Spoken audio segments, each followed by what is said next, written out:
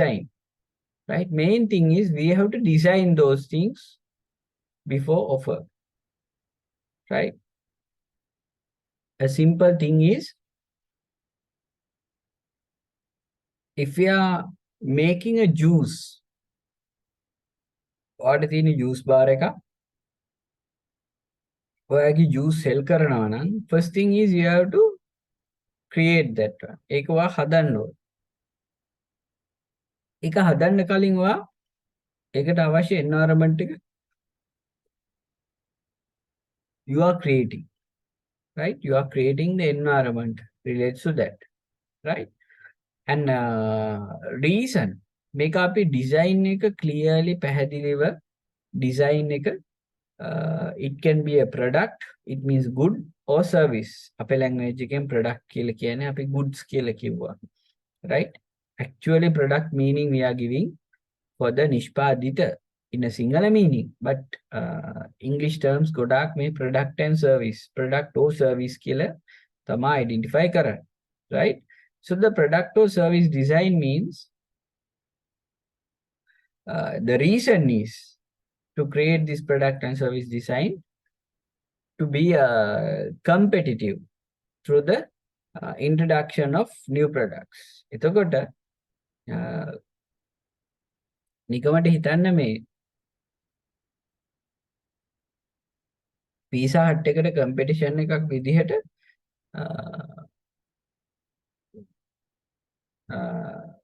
තව පීසා එකක් ඉන්ට්‍රොඩියුස් කරනවා නම් අපි, right? එතකොට අපි ඒකට competitive වෙන්න we have to create a uniqueness, a new product variety, right? pizza hut ලා try කරනවා, හැබැයි local context එකේ pizza එකක් අපිට introduce කරන්න පුළුවන්. නිකමට හිතන්න pizza එකයි ඒ coding cost හරි මොනවා හරි පොලොස් හරි ඒ material එකක් දාලා, right? කොච්චි ඒගොල්ලෝ introduce කරනවා. හැබැයි මේ Domino's එකට වඩා අපි දෙයක් introduce කරන්න පුළුවන්. Pizza Hut එකට වඩා අපි දෙයක් introduce කරන්න පුළුවන්. That's called new product. So the competitive through the introduction. So first thing is we have to analyze what are the products which available in the market and what are the new things that we have to introduce in the market. Those things we have to identify. That's called product or service design. And business growth and the profit. We have to be in the growing process. Growth in a process එකේ අපිට ඉන්න වෙනවා. එහෙම නැති වුණොත් business එකක් survive වෙන්න බෑ. And the profit. Definitely we have to target the profit. ඒක නිකන් charity විදිහට කළා බෑ. For the survival. And alternative goods downsizing through the development of new products. එතකොට දැනට තියෙන products ඔක්කොම downsizing වෙනවා new product එකක් අපි develop කරන එකත් එක්ක, right? IBM also day by day doing the research and development, right? It means they are introducing a new products day by day. හැමදාම market එකට දානව නෙවෙයි මං කියන්නේ. But they are doing the research and developments. Apple's year and year they have to do the new things. Why? The reason is එයාලගේ අවුරුද්ද ඒගොල්ලෝ new product එකක් කියලා customers ලා බලාගෙන ඉන්නවා. ඒක නිකම්ම කලින් අවුරුද්දේ වගේ එක දීලා බෑ. They have to do the new things. එයාලා දේවල් innovate කරන්න ඕනේ. ඒ දේවල් product එකට match කරලා තමයි market එකට introduce කරන්න වෙන්නේ. Coca-Cola එයා සමහර විට product එකේ ලොකු changes යන්නේ නෑ. But they have to do the new marketing strategies, new avenues, new thoughts, and new culture relates to the Coca-Cola.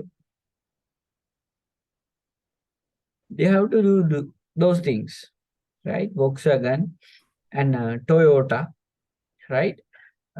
Every company, right? හැම company එකම try කරන්නේ ඒ වගේ දේවල් introduce කරන්න. Sony එයාලා සමහර different markets කරනවා, gaming PC ඒ වගේ introduce කරලා. Nike, right? එයා research and development කරලා what are the features are changing in the new generations, and what are the things they have to add for their products. ඒ වගේ දේවල් බලලා ඒගොල්ලෝ design කරනවා. Right? I think you have grabbed those things. මේක ටිකක් අපි questionable area එකක් exam එකේදී උනත් අලුත් දේවල් එක්ක. Right. What does products and service design do? එතකොට first thing is translate customer wants and needs into products and service requirements. එයාගේ needs and wants identify කරනවා. It is in the marketing aspects. Refine the existings. එතකොට මේ තියෙන products and services. එතකොට සමහරට ඒ දේවල් වලට ලොකු change එකක් වෙනවා, අභියෝගයක් වෙනවා. ඊට පස්සේ අපි නිකන් ඒ දේවල් වලට වඩා අලුත් දෙයක් introduce කරනවා. Develop new products. අලුත් product එකක් develop කරනවා. It is under the marketing and the operations. Right? Quality goals. Sometimes we are assuring the qualities. දැන් තියෙන එකට වඩා හොඳ quality product එකක් introduce කරනවා. It is under the operations. Cost targeting. අපි management accounting කියන එක target කරලා cost එක අඩුම එකක් මේව කරනවා. And ඊට පස්සේ හැමදේම develop කරලා construct and test prototypes. ඒක marketing විදියට අපි samples test කරනවා customers ලට introduce කරලා. It is under the marketing and operations. And documents. Based on that, based on the product, we are creating some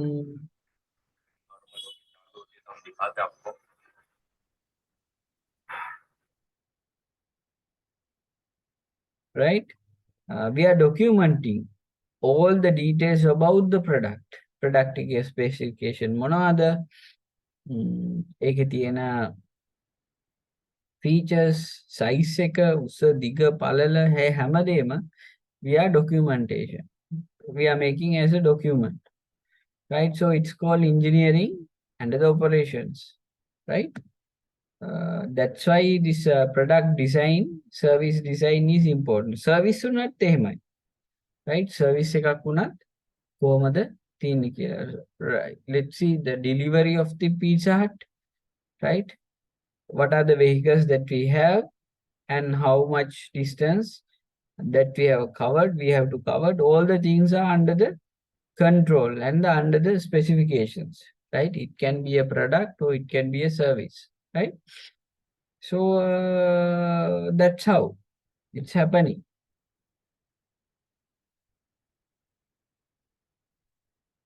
Right? Objectives of the product and service design. Satisfy the customers while making reasonable profits. Right? Profit එක ගන්නත් ඕන. හැබැයි main thing is we have to satisfy the customers. Right? And also development time and cost consideration. කොච්චර කාලයක් යනවාද, කොච්චර cost එකක් යනවාද. Product or service cost. Product or service quality. මේ දෙකේම cost එක, quality එක we have to consider. Design for operations. ඇත්තටම මේක manufacture කරන්න පුළුවන්ද? Right? Our sellers can sell these things. සමහර වෙලාවට විශේෂ equipment ඕන දේවල් තියෙනවා, සමහර වෙලට මේක sell කරා. අපි කියමුකෝ refrigerators කියලා. එතකොට refrigerators හැම shop එකේම නැති වුණා. එතකොට අපි target කරන්න ඕන only the outlets which is having refrigerators. Right? Those things we have to consider. And then ඔයාලා නිකන් chat එකේ දාගෙන යන්න බලන්න what are the new products. ඔයා දන්න market එකේ තියෙන new products මොනවද with the brands. What are the new products? Or it can be a service. What are the new products or service that which is available in the market now? මේ ළඟදිම නිකන් introduce කරපු product service මොනවද කියලා ඉක්මනින් chat එකේ දාගෙන යන්න බලන්න.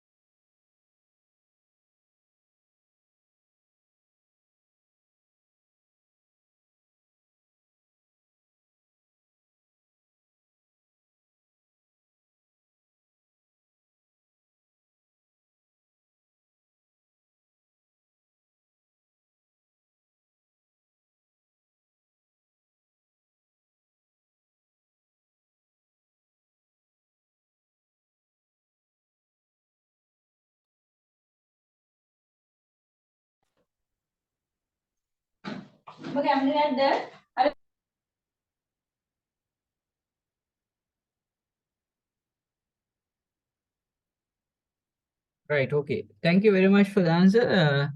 The Pizza Hut scene is humble pizza, right? Okay, very good.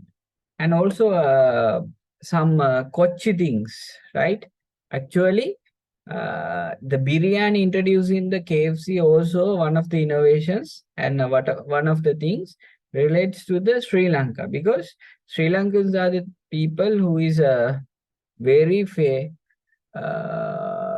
with the rice products. අපි නිකන් බත් කන්න කැමතිනේ මොනවා හරි, but globally it is not available, right? So the when we are designing a products, the company's core competency is one of the things that can do better than its competitors. එතකොට අපේ company එකේ what are the core competency කියන එක අඳුර ගන්න ඕන අපි, right? So what is having with the Coca-Cola? Coca-Cola එකේ මොකක්ද තියෙන core competency එක? They are recognizing their flavor. It is as a flavor. KFC එකෙත් එහෙමයි. KFC එකේ තියෙන බර්ගර් ඒ හැම දේත් එක්කම combine වෙලා තියෙන KFC chicken කියන එක they identified that one. Right? Pizza Hut එකේ pizza කියන මේකත් එක්ක. ඊට පස්සේ Honda identified expertise in the engines. Volvo's core competency is the safety. එයාලා Volvo කියන එක safety කියන පැත්ත highlight වෙලා තියෙන්නේ. Honda කියන එක engine, right? Toyota කියන එක, what is a core competency of Toyota? Toyota කියන වාහනේ අපි දන්නවා සාමාන්‍යයෙන් දන්න කියන vehicle එකක්. So what is their core competency? කාට හරි පුළුවන් ද ඉක්මනින් chat එකේ දාන්න what is their core competencies?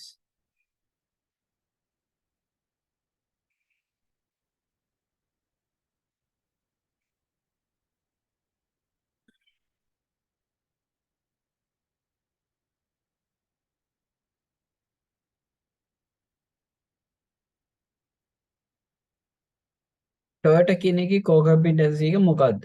ඔයාලට දැනෙන විදිහට.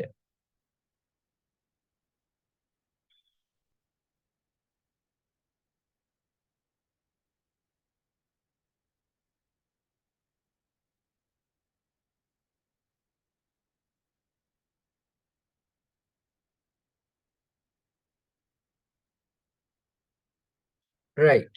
So their core competency is actually the efficiency and the safety is mainly focusing, but they are in the middle range. අපි Chinese ඒවා ගත්තොත් එහෙම quality කියන එකට වඩා ඒගොල්ලෝ cost එක කියන එක consider කරන්නේ, but Europe vehicles cost එකට වඩා they are considering the quality. Therefore the cost is high. Right? So Toyota is targeting the middle range, right? Madhyama, yes, economical and the quality, very good. And the reverse engineering is one of the concept that we are utilizing. හදපු product එක backwards කරලා බලනවා. ඒ විදිහට තමයි competitors ලව analyze කරන්නේ. දැන් එකවට හිතන්නකො Toyota එකේ vehicle එකක් Honda එක ගන්නවා. ඊට පස්සේ ඒ කැලි ඔක්කොම ගලලා බලනවා what are the innovations that they have done and what are the specialties.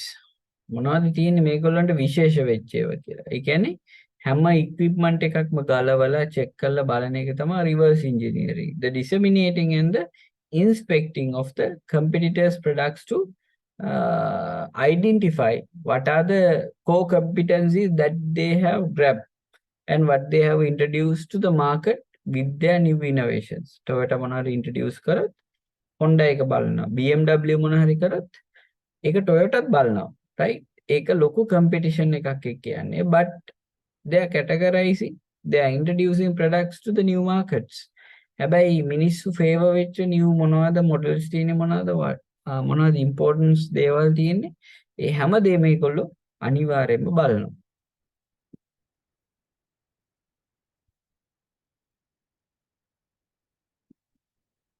Right. මේ තියෙන්නේ top 6 global smartphone brands by worldwide market share from 2013 to 2019, right? එතකොට leading ම තියෙන brand එක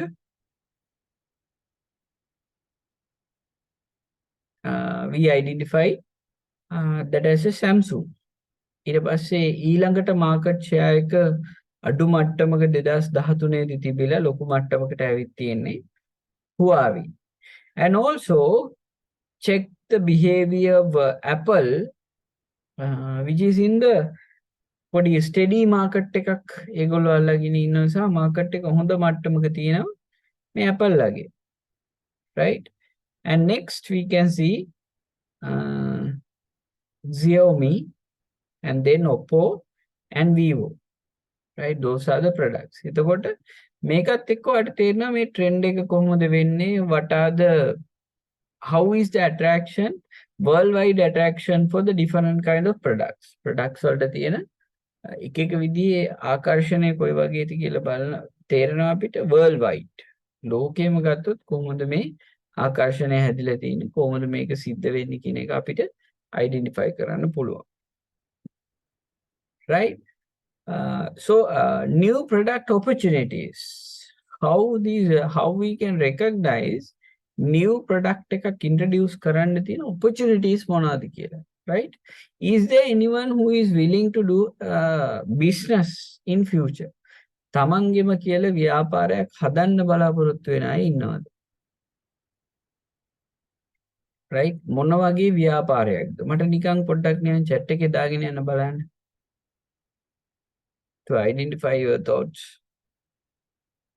දැන් මේ යන ජොබ් එක එපා වෙලාද තියෙන්නේ, කවදා හරි මේක නවත්තලා මගෙම කියලා බිස්නස් එකක් පටන් ගන්නවද, right? එහෙම concepts තියෙන අය ඉන්නව වෙන්න පුළුවන්. Is there, or what are the things that you are planning to do?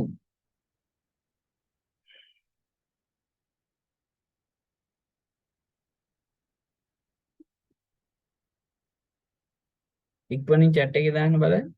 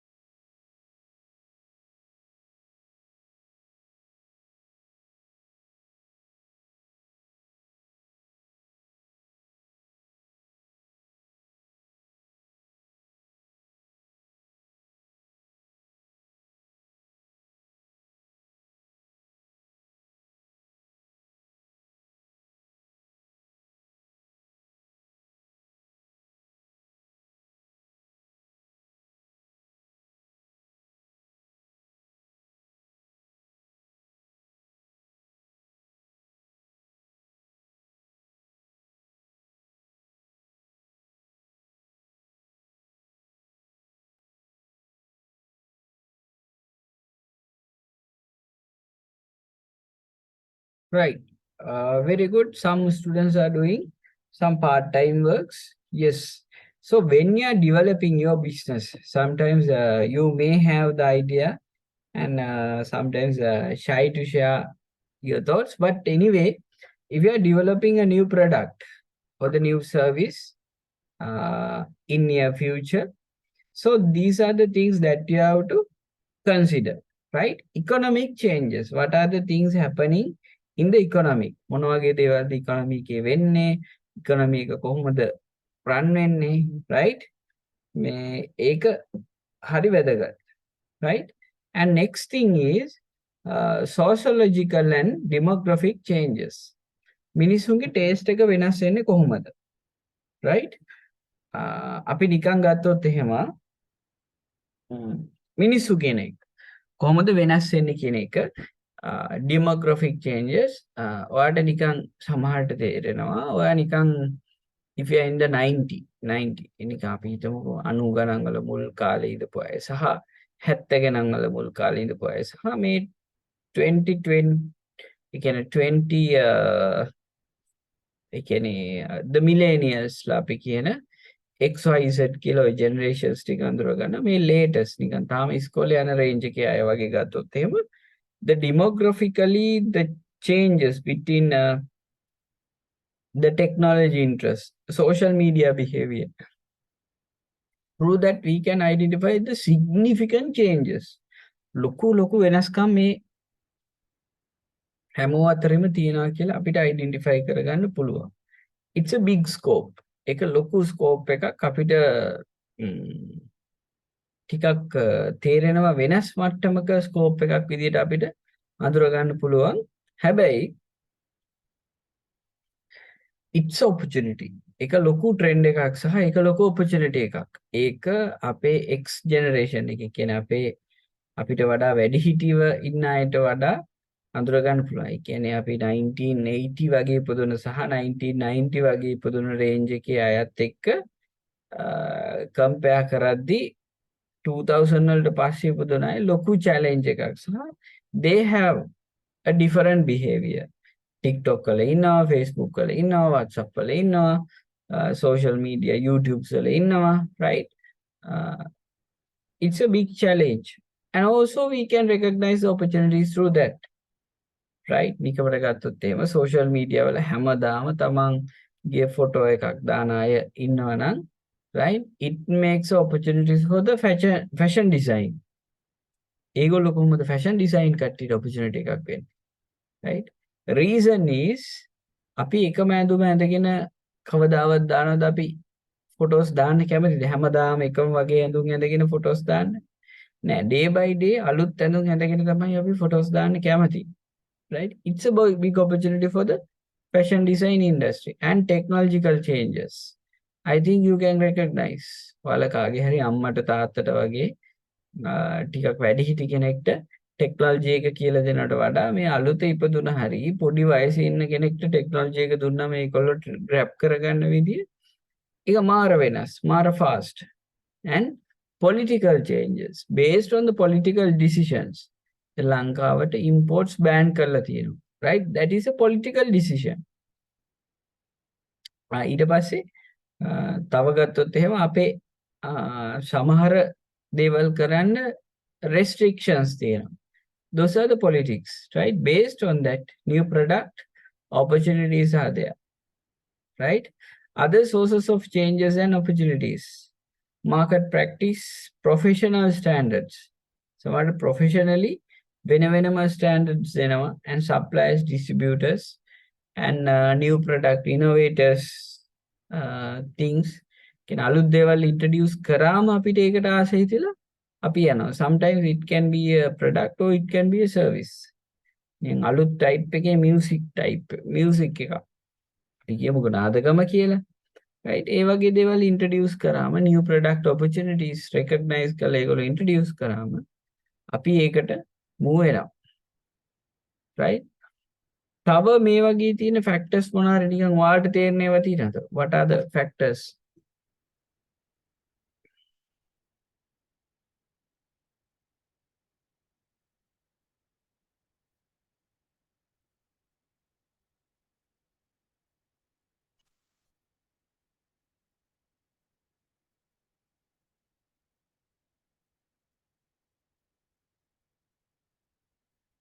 Right.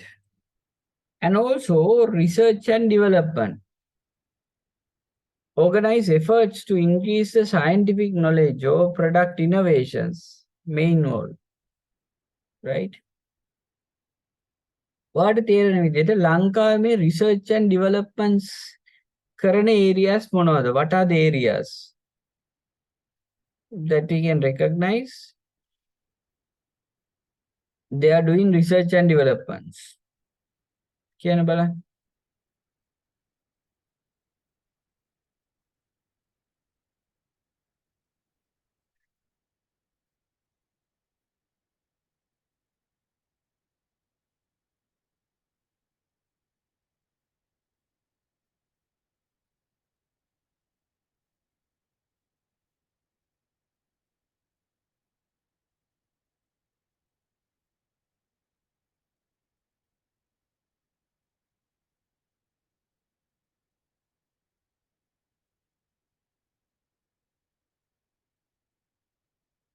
ලංකාවේ research and development කරන areas මොනවද?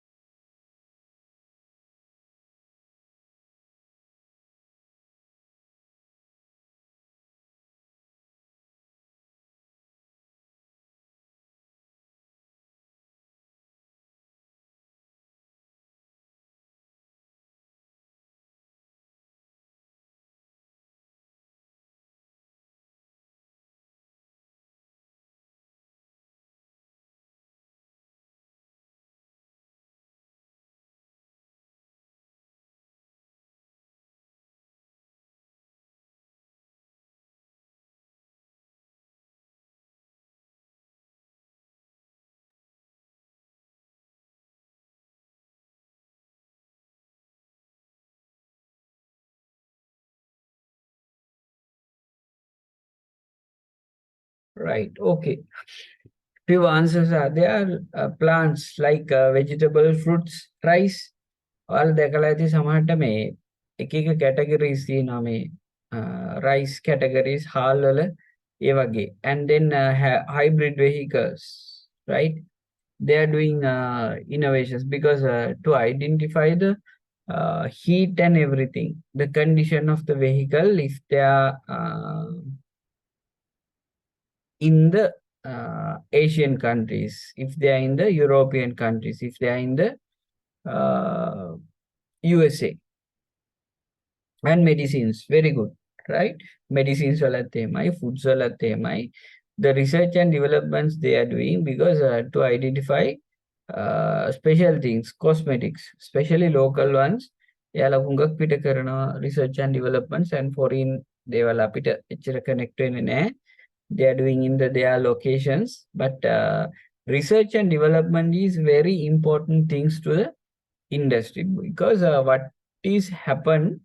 Can you remember what is happened in the introducing organic fertilizer? අපි කියන්නේ මේ පොහොර ප්‍රශ්නෙත් එක්ක වලට මතකයි ගෝඨාභය ඉන්ට්‍රොඩියුස් කරපු ඒ පොලිසි එක එයා රිසර්ච් ඇන්ඩ් ඩෙවලොප්මන්ට්ස් කන්සිඩර් කරේම නැහැ. ඒ ඔපිනියන්ස් කන්සිඩර් කරේම නැහැ. ඒ කියන්නේ එකපාරම දේවල් වෙනස් කරන්න කියලා. That's why he has to went for the home, right? අනිවාර්යෙන් ඒක යන්න උනේ ඒ විදිහටම තමයි, right? එතකොට මේ research and development කියන එක කොච්චර importance ද කියන කොච්චර වැදගත්ද කියන එක ඔයාට identify කරන්න පුළුවන්. The organized efforts of increase scientific knowledge or product innovations and may involve. right? Sometimes the companies are doing the basic research, right? Advanced knowledge about a subject without near terms expectations of commercial applications. ඒකේ commercial applications ගැන හිතන්නේ නැතුව basic research එකක් කරනවා වෙන්න පුළුවන්. Sometimes with the commercial applications we can do the applied research. ඒක apply වෙන research එකක් කරනවා වෙන්න පුළුවන්. After that, the developments convert results of the applied research into a commercial application. සමහරට ඒක commercial application එකක් විදිහට කරන එකක් වෙන්නත් පුළුවන්. The development එකක්. ඒ කියන්නේ දැනට තියෙන එකක්. කියන්නේ දැනට තියෙන එකක් ඒක apply කරන විදිහට, right? Convert results for the applied research. දැන් සමහර විට foods ගැන දෙයක් කරගෙන යනවා. හැබැයි හිතනවා මේක new food එකක්, new taste එකක්. Right. We can convert into a commercial applications. ඒ කියන්නේ ලංකාවේ research සමහර ඒවා commercial application එකක් වෙන්නේ නැති එකත් සමහරට ඒක ප්‍රශ්නයක්, right? So market is different, taste is different, and the audience is different, right? It can be, right? ඔය McDonald's ලට ඒ වගේ ප්‍රශ්නයක් වුණා ඉන්දියාවේදී. They have a beef burger in the entire world, but if it is entered into the, they entered into the Indian market, they had a problem. පොඩි යාළුවට ප්‍රශ්නයක් වුණා. මොකද්ද? beef කියන එකට ඒගොල්ලෝ වැඩි කැමති නැහැ. කියන වැඩි කියන්නේ කැමතිම නැහැ. කන්න කැමතිම නැහැ. හේතුව තමයි they are respecting for the cows. හරක්ට ඒගොල්ලෝ වන්දනාමාන කරන, එයාලව ගොඩාක් ඩෙකරේට් කරන කල්චර් එකක් තමයි එයාලට තියෙන්නේ. එතකොට එයාලා beef වලට සලකන්නේ ඒ respect එකත් එක්ක. අන්න මාකට් එක හරියට identify කරගෙන නැතුව එයාලගේ තියෙන product එකක් introduce කරා. Research and development, understanding the environment. Weak where that. Right, okay.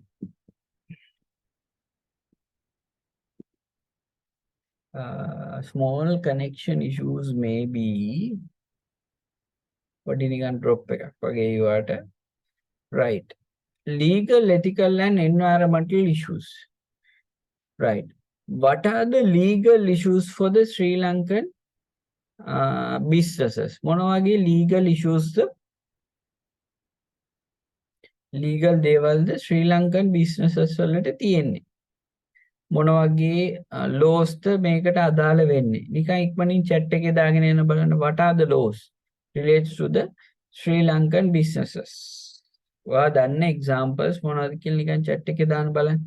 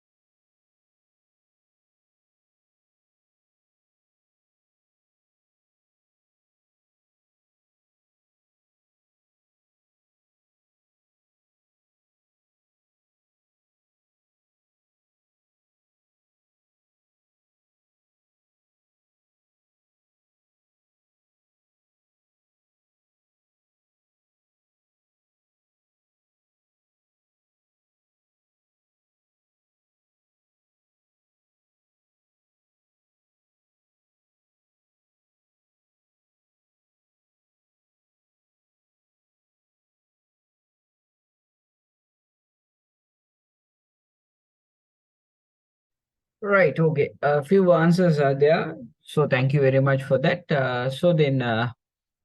When we are the legal and the ethical and environmental issues, right? So the main thing is if we are considering the legally, right? Legally, companies will prashna තියෙනවා තියෙනවා, right? With the registration and standards that they have to follow. And some restrictions are there. වතුර යන්න බෑ මෙහෙම ඊට පස්සේ company එකක් වුණාම මෙන්න මේ දේවල් වෙන්න ඕන and legally child labor එක use කරන්න බෑ ඊට පස්සේ ladies ලා use කරනවා නම් they have to pay this much of money ඔන්න ඔය වගේ ගොඩාක් දේවල් තියෙනවා companies වලට industry wise different restaurant එකක් නම් මෙහෙම තියෙන්න ඕන especially if they are using the liquor, right? Liquor market එක touch කරනවා නම් they have to use, they have to get this kind of permissions and this much ඒ හැමදේම කතා වෙනවා. And the product liability, right? And ethical consideration, Sri Lanka laws are there, product liability. If we are introducing a some අපි product එකක් market එකට දානවා, then main thing is we have to be responsible for that. A product එකට responsible වෙන්න. If it is a food or beverage, especially that cosmetics, medicines, right? For those kind of products, we have to get the responsibility very highly. Right? මිනිස්සුන්ට ඒක හානියක් වෙන්න බෑ, කරදරයක් වෙන්න බෑ. ඊට පස්සේ sounds පාවිච්චි කරන විදිය තියෙනවා, පාරක යන්න ඕන විදිය තියෙනවා, මිනිස්සුන්ට හානියක් වෙන්න බෑ, damage එකක් වෙන්න බෑ, accident එකක් වෙන්න බෑ. Everything is very important if you are doing a business. Right? Think about if you are doing a transportation business, when you are recruiting a people, definitely they have to be a qualified people for the business, to conduct the business. එයාට legal license එකක් තියෙන්න ඕන ඊට පස්සේ ඒක damage වෙන්නත් බෑ damage වෙනවා කියන්නේ ඒක කඩ කරලා තියෙන්නත් බෑ ඔහොම ගොඩාක් ප්‍රශ්න තියෙනවා මේකත් එක්ක and the uniform commercial considerations or the codes, right? එක එක දේවල් ගොඩාක් තියෙනවා කොමර්ෂල් පැත්තෙන් ගත්තොත් එහෙම දැන් අපි ඔය ගත්තොත් consumer authority එක ගැන ගොඩාක් ප්‍රශ්න මේ දවස්වල කතා කරා. So that is a very important area for the if you are doing a business, right?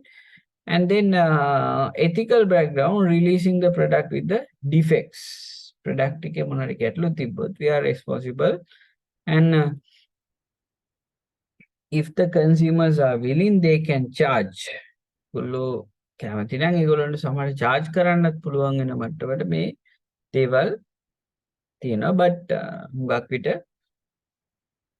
එහෙම commercial arguments වලට යන්නේ නැහැ. Commercial companies ගොඩක් legally stable කියලා හිතනවා පාරිභෝගිකයින්ට වඩා. ඒගොල්ලෝ ඒ හින්දා lawyers ලා ඒගොල්ලන්ගේ employees ලා විදියට ඉන්නවා. ඒ හින්දා ගොඩක් අය sue කරන්නේ නැහැ. ඒ කියන්නේ නඩු දාන්න යන්නේ නැහැ ඒ companies වලට විරුද්ධව. But actually we have a rights. ඒගොල්ලෝ product එකේ defect එකක් හරි මොනවාරි ගැටලුවක් තියෙනවා නම් we have a rights to charge for that.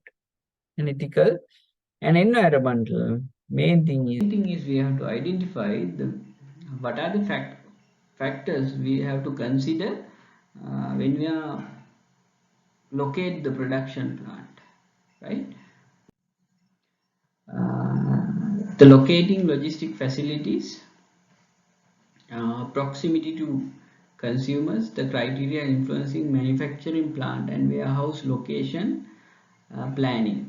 එතකොට අපි ගත්තොත් manufacturing plant එකක් හරි එහෙම නැත්නම් warehouse එකක් හරි. ඒ කියන්නේ මේ intermediaries අය ඉන්නා නම් අපිට ඒගොල්ලෝ බලන මේන්ම දෙයක් තමයි proximity to customers and business climate.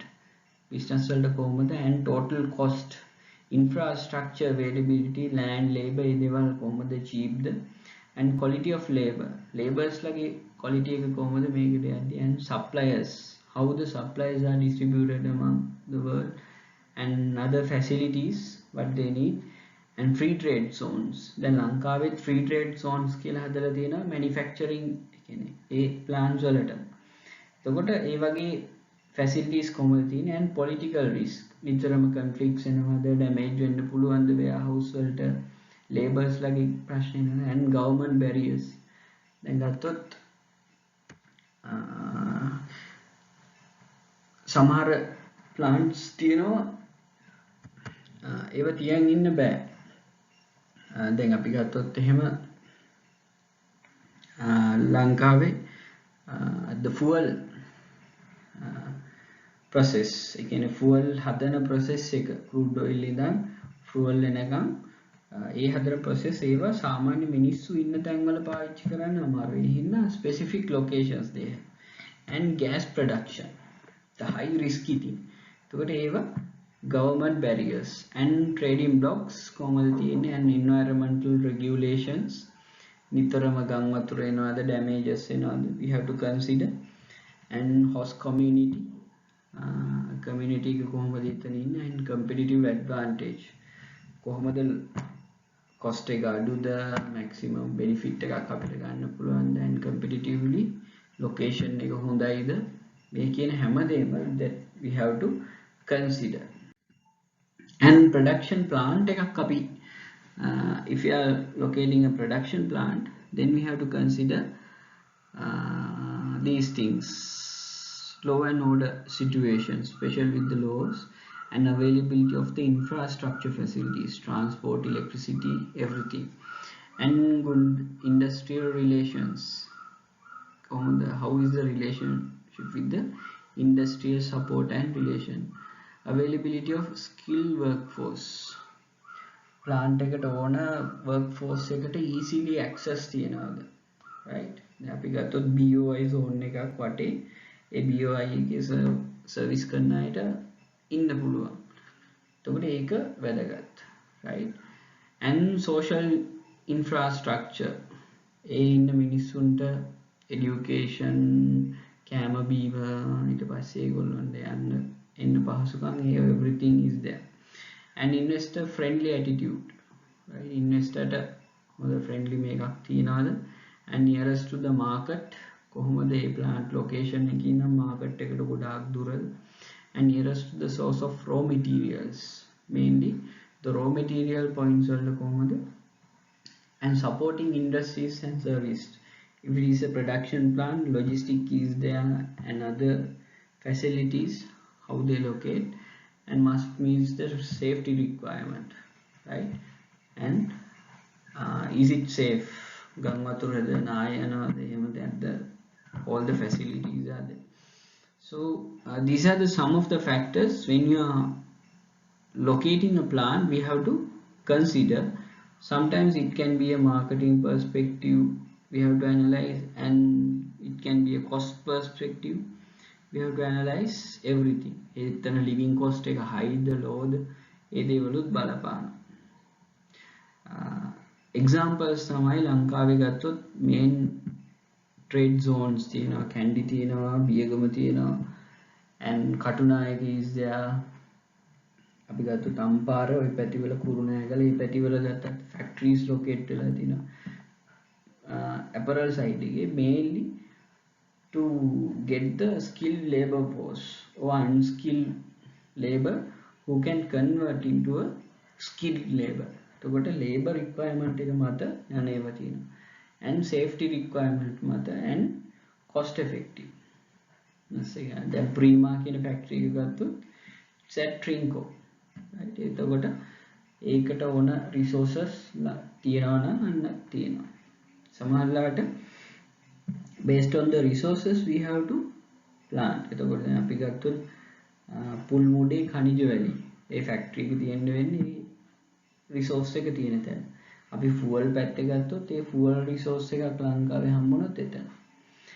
and අපි ගත්තොත් sea food වගේ එකක් ගන්නවා නම් අපිට අනිවාර්යෙන් coastal zone එක ඒ කියන්නේ අපිට යන්න වෙන වෙරළබඩ පැත්තට. Likewise we have to analyze. These are the methods: factor rating system, transportation method, and centroid method, right? You can read it.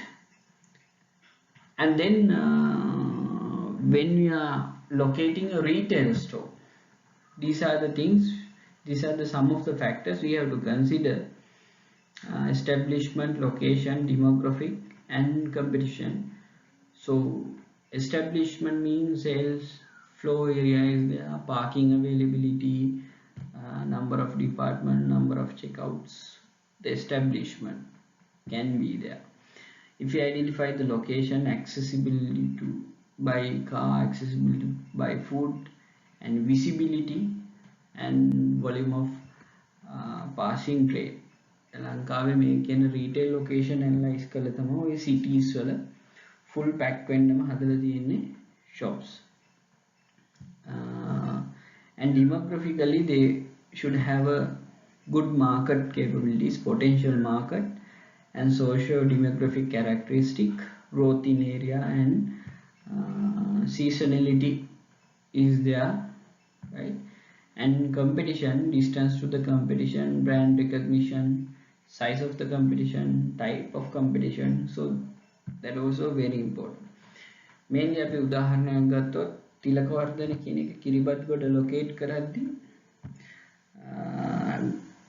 Main Odel shop එක ලොකේට් කරලා තියෙනවා කොළඹ සිටි එක මැද.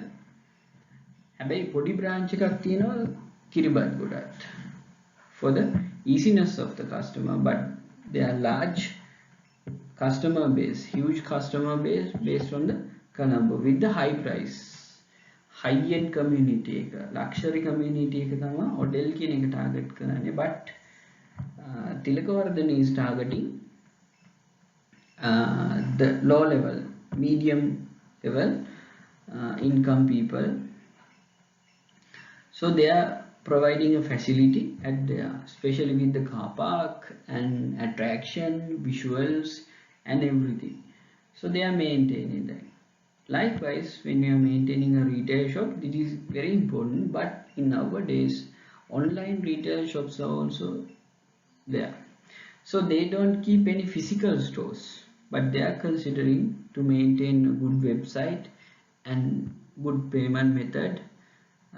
And deliveries. ඒගොල්ලන්ට තියෙන delivery system එක කොයි වගේද? Kapruka is one of the examples, and also G-Flock, who is maintaining, Kellyfelder, who is maintaining physical store as well as the online shop. So they must have delivery system as well as the good physical store. KFC, Pizza Hut also one of the examples. Like Kiribathgoda city එකේ ගියොත් pass වෙන හැම shop එකක්ම retail shop එකක්. So you can identify this. මේක ගැන මම additional details share කරන්න. You have to analyze. And then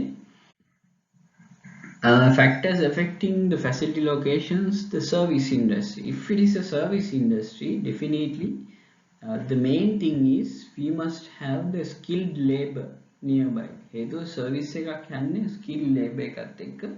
So the connectivity is very important. And also customer proximity, suppliers, owner preference, and technology near to the other business who are connected with. And rent and security also very important. Parking availability and availability of the suitable vacant premises and infrastructure facility, transport, and low cost construction or low cost rent is very important. Like one of the examples is People's Bank, who is connected with our university, is near to the university. අපේ university එක ළඟම තියෙන People's Bank එක. අපේ university එකේ transactions ගොඩාක් maintain වෙන්නේ People's Bank එක හරහා. නිකමට හිතන්න People's Bank එක කිරිබත්ගොඩ හරි එහෙම නැත්නම් කඩවත හරි ළඟම branch එක තිබ්බනම්, if it is very hard to connect with university. Therefore, they identified this location as the most beneficial one, and they identified. And also, they are doing demographic analysis of their customers. Demographic analysis, demographic factors ඔක්කොම analyze කරලා තමයි service organization එකක් locate කරන්නේ.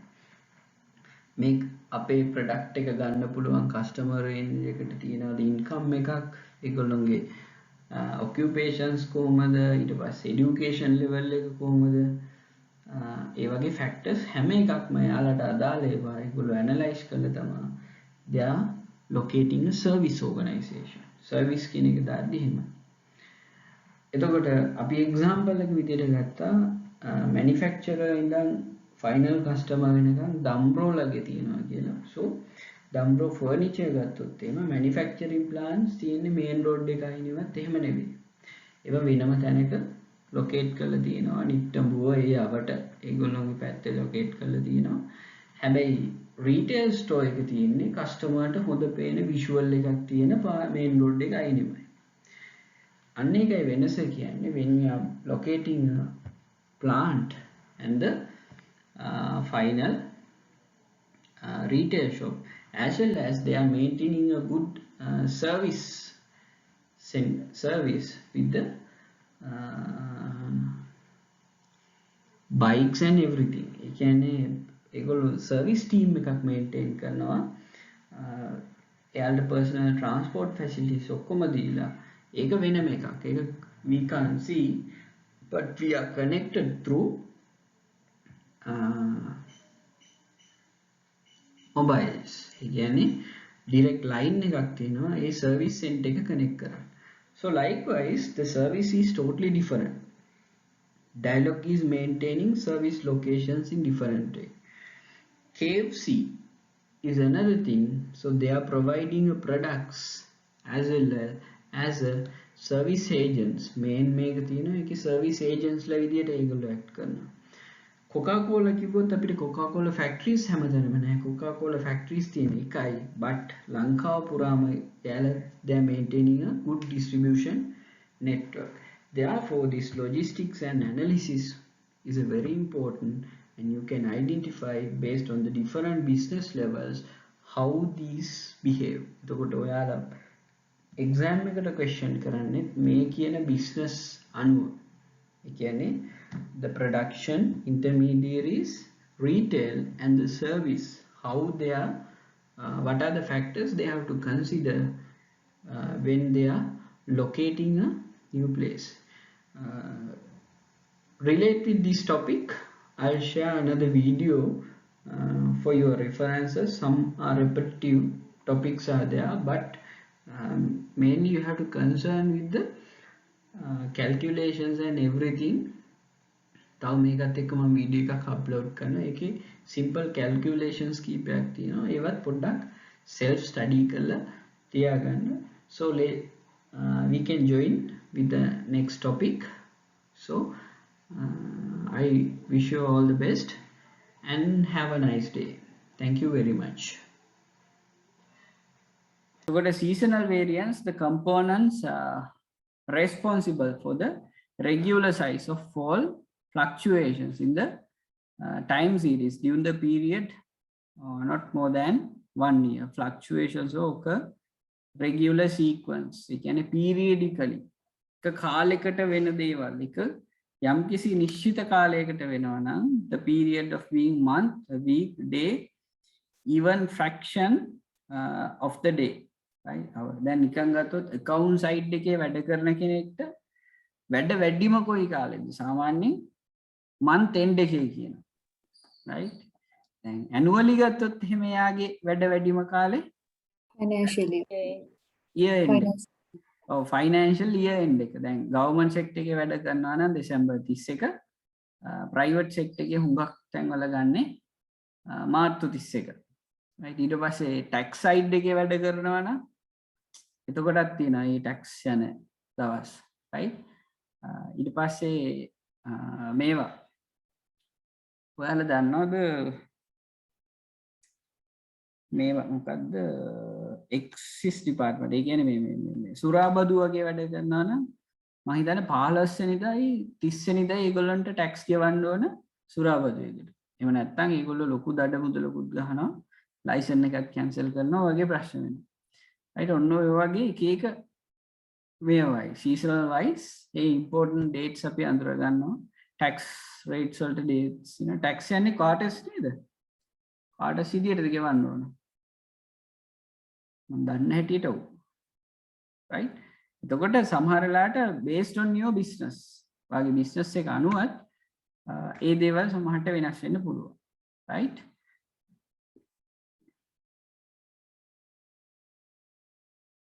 right එතකොට දැන් මේ seasonal variance එකමයි තව එකට ඔයාලට බලපාන මොකද්ද salary එකට right ඔයා permanent employee කෙනෙක් නම් 25 කියන්නේ ඕන මාසෙක ඊට වැදගත් දවසක් නේද right එතකොට මේ දවස් අල්ලලා තමයි මේ අපි නොදන්න මේ ඇනලිසිස් කරන හොඳම අය කවුද ඔයාලගේ ඔෆිස් වලට එනවා නම් එක එක ඒවා විකුණන්න එන්නේ කොයි කාලෙටද ඔයාලගේ සැලරි ඩේට්ස් ටාගට් කරලා හේතුව ඇයි ඔයා එතකන් මේ සැලරි එක නැතුව වැඩි වියදම් කරන්න කියලා දැන් වියදම් කරන්නේ නැහැ කියලා තමයි දන්නවා ඒගොල්ලෝ ඒකින්ද ඔයාගේ හරියටම සැලරි ඩේට් එක සහ ඊට ආසන්නයේ ඇවිල්ලා මොනාරි සෙල් කරන්න තියෙන ඒවා සෙල් කරනවා right ප්‍රොමෝෂන් කරනවා ඉන්ෂුරන්ස් මේ දවස්වල නම් ඉන්ෂුරන්ස් වලින් එහෙම හොගාලා මැසේජ් එනවානේ right ඔය කියන තරම් ඒ වගේ කවරේජ් එකක් නැහැ ඒක නැති වෙන්න පුළුවන් ඒ හින්දා හොඳ ඇලර්ට් එකේ හැමදේම ඇනලයිස් කරලා බලන්න ඕනේ right හේතුව ඒගොල්ලෝ දන්නවා මේ ටිකේ මිනිස්සු ගොඩක් බයයි මේ COVID-19 එක ඒ හින්දා ඒ රිස්ක් එක බෙයා කරනවා ඉන්ෂුරන්ස් එක කියලා right ඒ වෙවිලා random pop-ups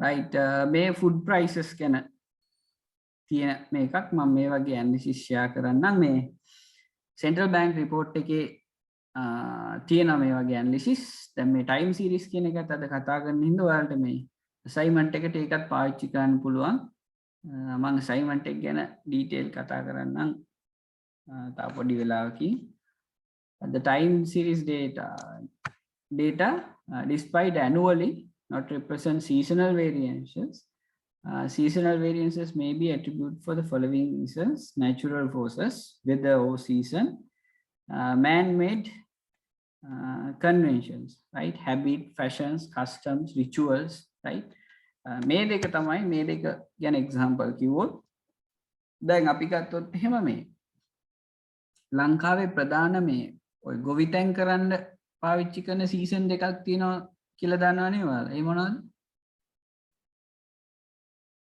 යලමහ. ඔව් යලමහ කියලා දිනනවා.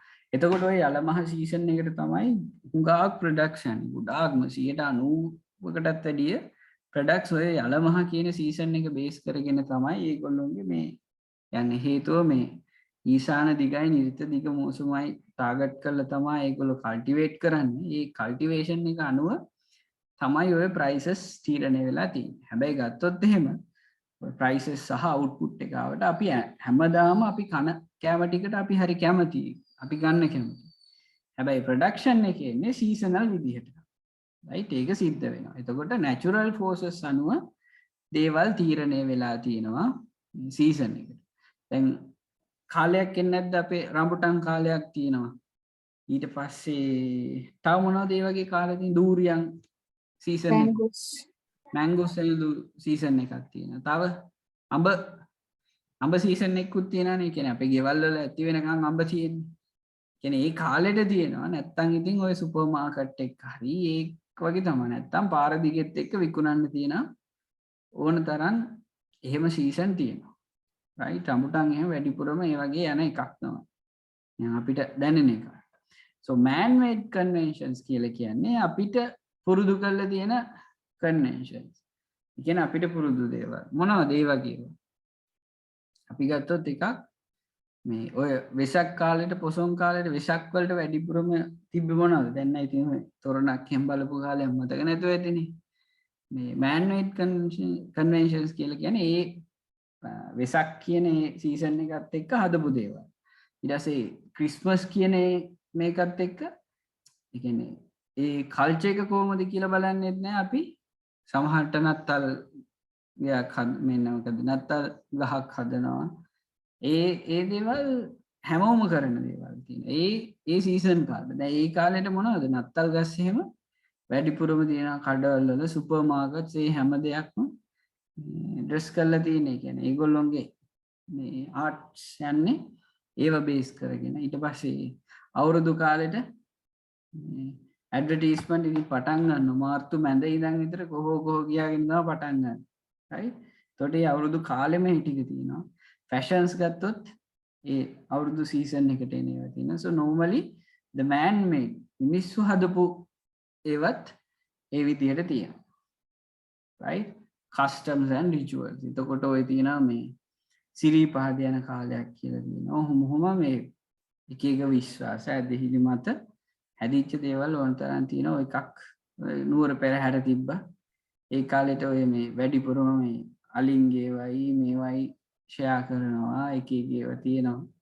කතරගම යන කාලේ තියෙනවා. ඒ පෙරහැරවල් තියෙන ඒ දේවල් තියෙනවා. those are called ඒ හැමදේම මේ ඩේටාත් එක්ක කනෙක්ට් වෙලා තියෙන. හේතුව ඒ ඩේටා කියන්නේ අපේ behaviors. the weather pattern එකත් එක්ක අපි කොහොමද හැසිරෙන්නේ. right? එතකොට වැඩිපුරම වැස්ස කාලෙට අපි වැඩි ඇවිදින්න යන්නේ නැහැ. හැබැයි වැස්ස නැති කාලෙට ගොඩක් ඇවිදිනවා, trips යනවා. ඒ අපි කැමති විදිහ. right? එතකොට මේ man made මේ time series එක්ක normal nature එකත් එක්ක ඊට පස්සේ මිනිස්සු හදාගත්ත දේවල් එක්ක අපි මේක long term යන එක study කරන එක තමයි time series වලින් අපි කරන්නේ. right? Cyclical variations mean cycle refers to a recruitment variations, right? Movements in the time series, similarities, right? Cyclical variations do usually last longer than a year. One complete a period called cycle. All right. එතකොට මේක ඔය අපි කියන මේ normal අපේ යන data ඒ කියන්නේ මේ month එක යන එකක් නෙවෙයි. cyclical කියන්නේ cycle එකක් වගේ. right? Recurrent variations. ඒ කියන්නේ නැවත නැවත ඇති වෙනවා මේක ඒ කාලෙට. right? දැන් නිකමට මේ cyclical variation එකක් ගන්න පුළුවන් අපිට ගත්තොත් එහෙම මේ ලංකාවට ඔයාලා දන්නව නේද මේ fuel වලට නැව් ගෙන්නනවා කියලා. එතකොට ලංකාවේ usage එක අනුව ඊගාව නැව ගෙන්නන්නේ කොයි කාලෙද? right? බොරතෙල් නැව ඊගාවට කොයි කාලෙද ගෙන්නන්නේ? එතකොට ඒකට month එකක් කියලා ඒ වගේ season නෙවෙයි යන්නේ. මේක cycle එකක්. දැන් අපි stock prices යන්නේ මේ stock කියන එක අලුත් කරන්නේ මේ cycle එකට. ඒ කියන්නේ අපේ production එක අනුව ඊගාව load එක අපි ගෙන්නන්නේ කොයි කාලෙද? The business also need this time series. මේ time series කියන එක හරි වැදගත්. ඒතකොට කොයි කාලෙටද වැදගත් වෙන්නේ? right? ඊට පස්සේ දැන් හිතන්නකෝ අප්‍රේල් වල sale එක වැඩි නම් මාර්තු ඉඳන් විතර ඇඳුම් වල රෙදි කඩවල ඒගොල්ලොන්ගේ cycle එකේ අනිවාර්යෙන් දා ගන්නවා ඒ අවශ්‍ය කාලෙට මේ lot එක එන්න ඕනේ. ඊගාට මේ lot එක එන්න ඕනේ. right? That's called cyclical variations. ඒ කියන්නේ recurrent මොනවා හරි අපි fill කරන්න යනවා. right? So the business cycles also period of boom and recessions and depressions, recovery.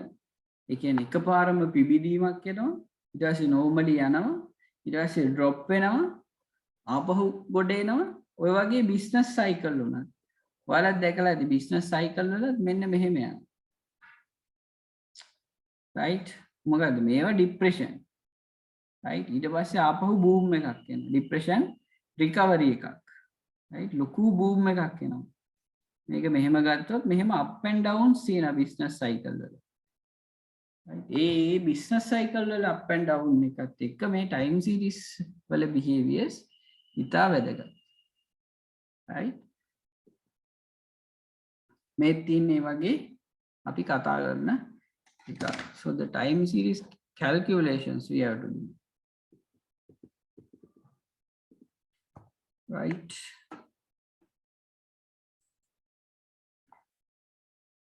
ඊපස්සේ මම කියන්නම් time series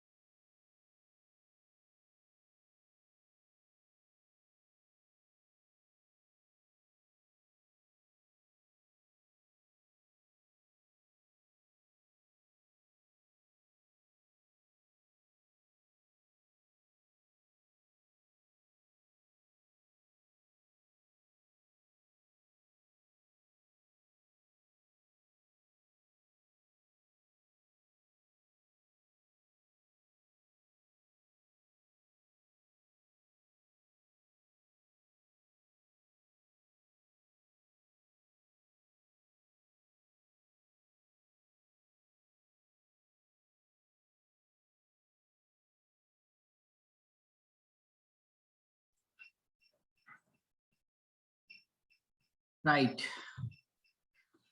Can you see this? පේනවනේ මේ screen එකේ cyclical variations. Right.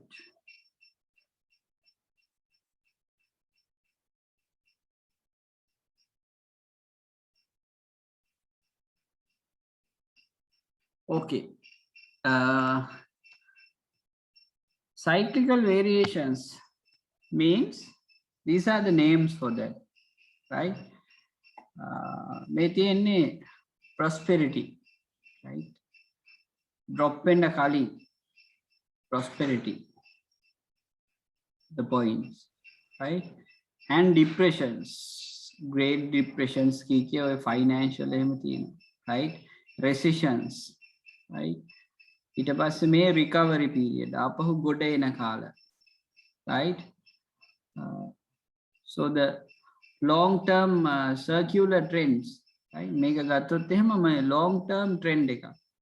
ඒ කියන්නේ 85 වල up වෙලා යනවා, ඊට පස්සේ අගදී down යනවා, ඊට පස්සේ ආපහු 90 වලදී උඩ යනවා, ආයෙ drop වෙනවා, 95 වලදී up වෙනවා, ඊට පස්සේ මේ වෙනවා, ඊට පස්සේ 2000 වලදී up වෙනවා, right?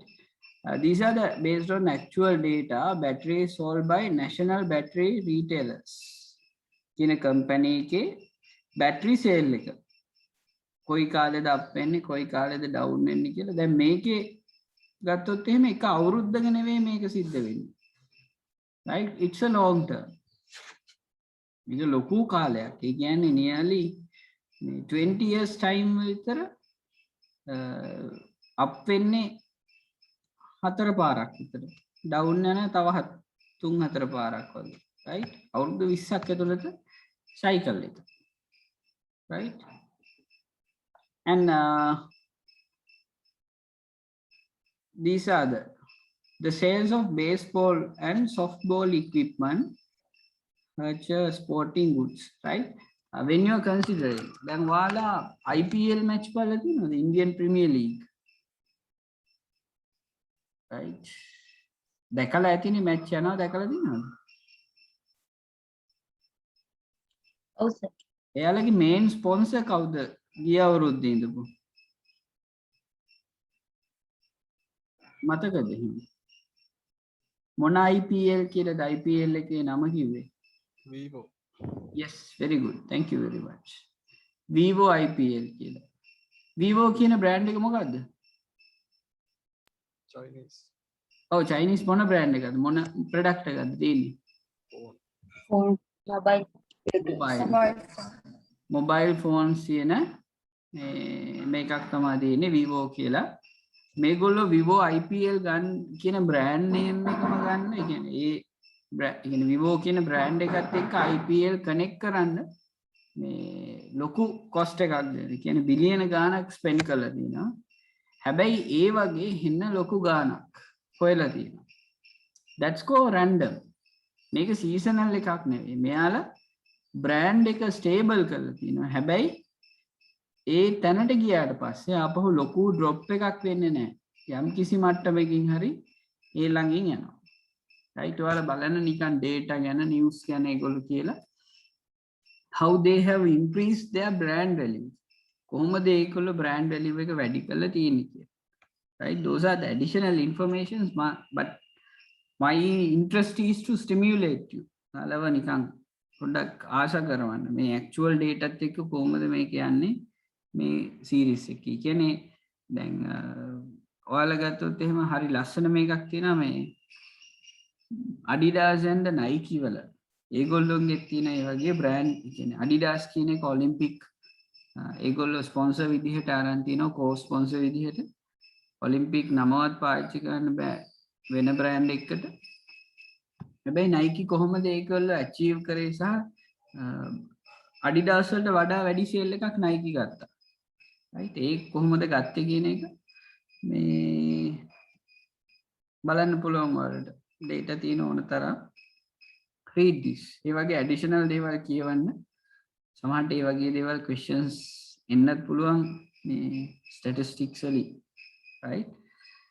Sales of baseball and softball equipments. Hercher sporting goods මේ එක කාලෙක මේ sales කොහොමද සිද්ධ වෙලා තියෙන්නේ කියලා එතකොට ගත්තොත් එහෙම මේ තියෙන්නේ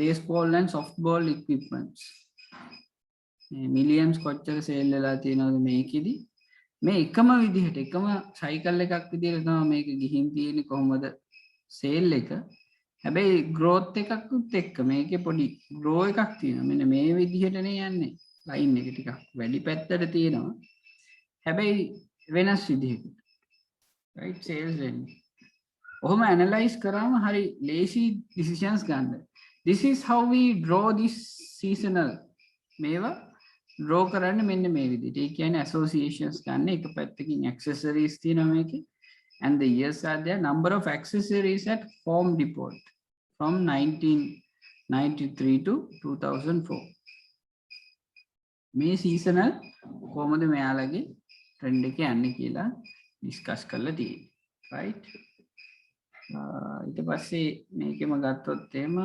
EMS calls in holy country right දැන් මේ වගේ ඇනලයිස් කරලා බලන්න පුළුවන් දේවල් තියෙනවා සමහරලාට 119 එකට වැඩිපුරම කෝල්ස් එන්නේ කොයි දවස්වලටද කොයි කාලෙටද දැන් මේ දවස්වල නම් වැඩි ඇති මේ දවස්වල ගත්තොත් එහෙම හොරකම් එහෙම වැඩි හේතුව ඇයි මිනිස්සු ලොකු පීඩනයකින් ඉන්නේ මිනිස්සුන් ඇත්තටම සල්ලි නැති අය ගොඩාක් ඉන්නවා රයිට් ඉකොනොමි එක ලොකුවටම කොලැප්ස් වෙලා තියෙනවා එතකොට ඔන්න ඒ කාලෙට ප්‍රශ්න වැඩි රයිට් කේසස් වැඩි right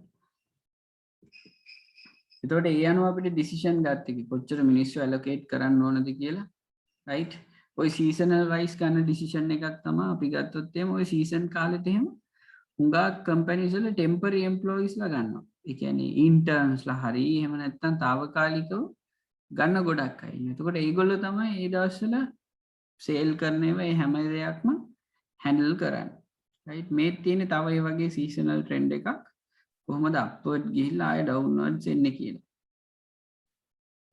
right okay so the moving average method කියලා තියෙනවා it's another method and seasonal index ඔය කියන දෙක තමයි අපි time series වල කතා කරන්නේ right එතකොට අපි කොහොමද මේ ඉස්සරහා කොයි වගේ වෙයිද කියලා predict කරගන්නේ මේ moving average සහ seasonal index කියන දෙකෙන් තමයි බලන්නේ right so useful in the something time series to see its trend basic to method used to the measuring seasonal fluctuations applicable when the time series flows fairly linear trends to have definite and rhythmic pattern right එතකොට seasonal variance එක ඒ කියන්නේ linear විදිහට යම් කිසි රටාවකට මොකක් හරි රටාවක් එක්ක යනවා නම් seasonal විදිහට fluctuations එක්ක යනවා නම් අපිට moving average කියන method එක පාවිච්චි කරලා අපිට ඉස්සරහට කොහොමද වෙන්නේ කියන එක ගැන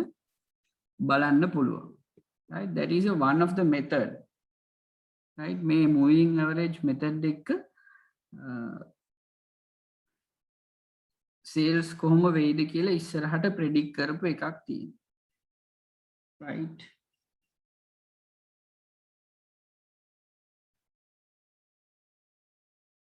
මේ තියෙන්නේ 1981 ඉඳන් 2006 වෙනකන් data වලින් moving average එක අරගෙන හදපු එක. මේ තියෙන්නේ මේ වගේ එකක්. right weighted moving average yes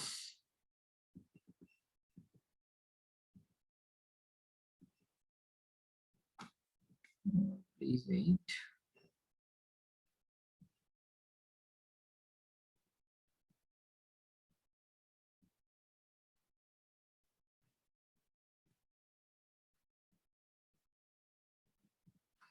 right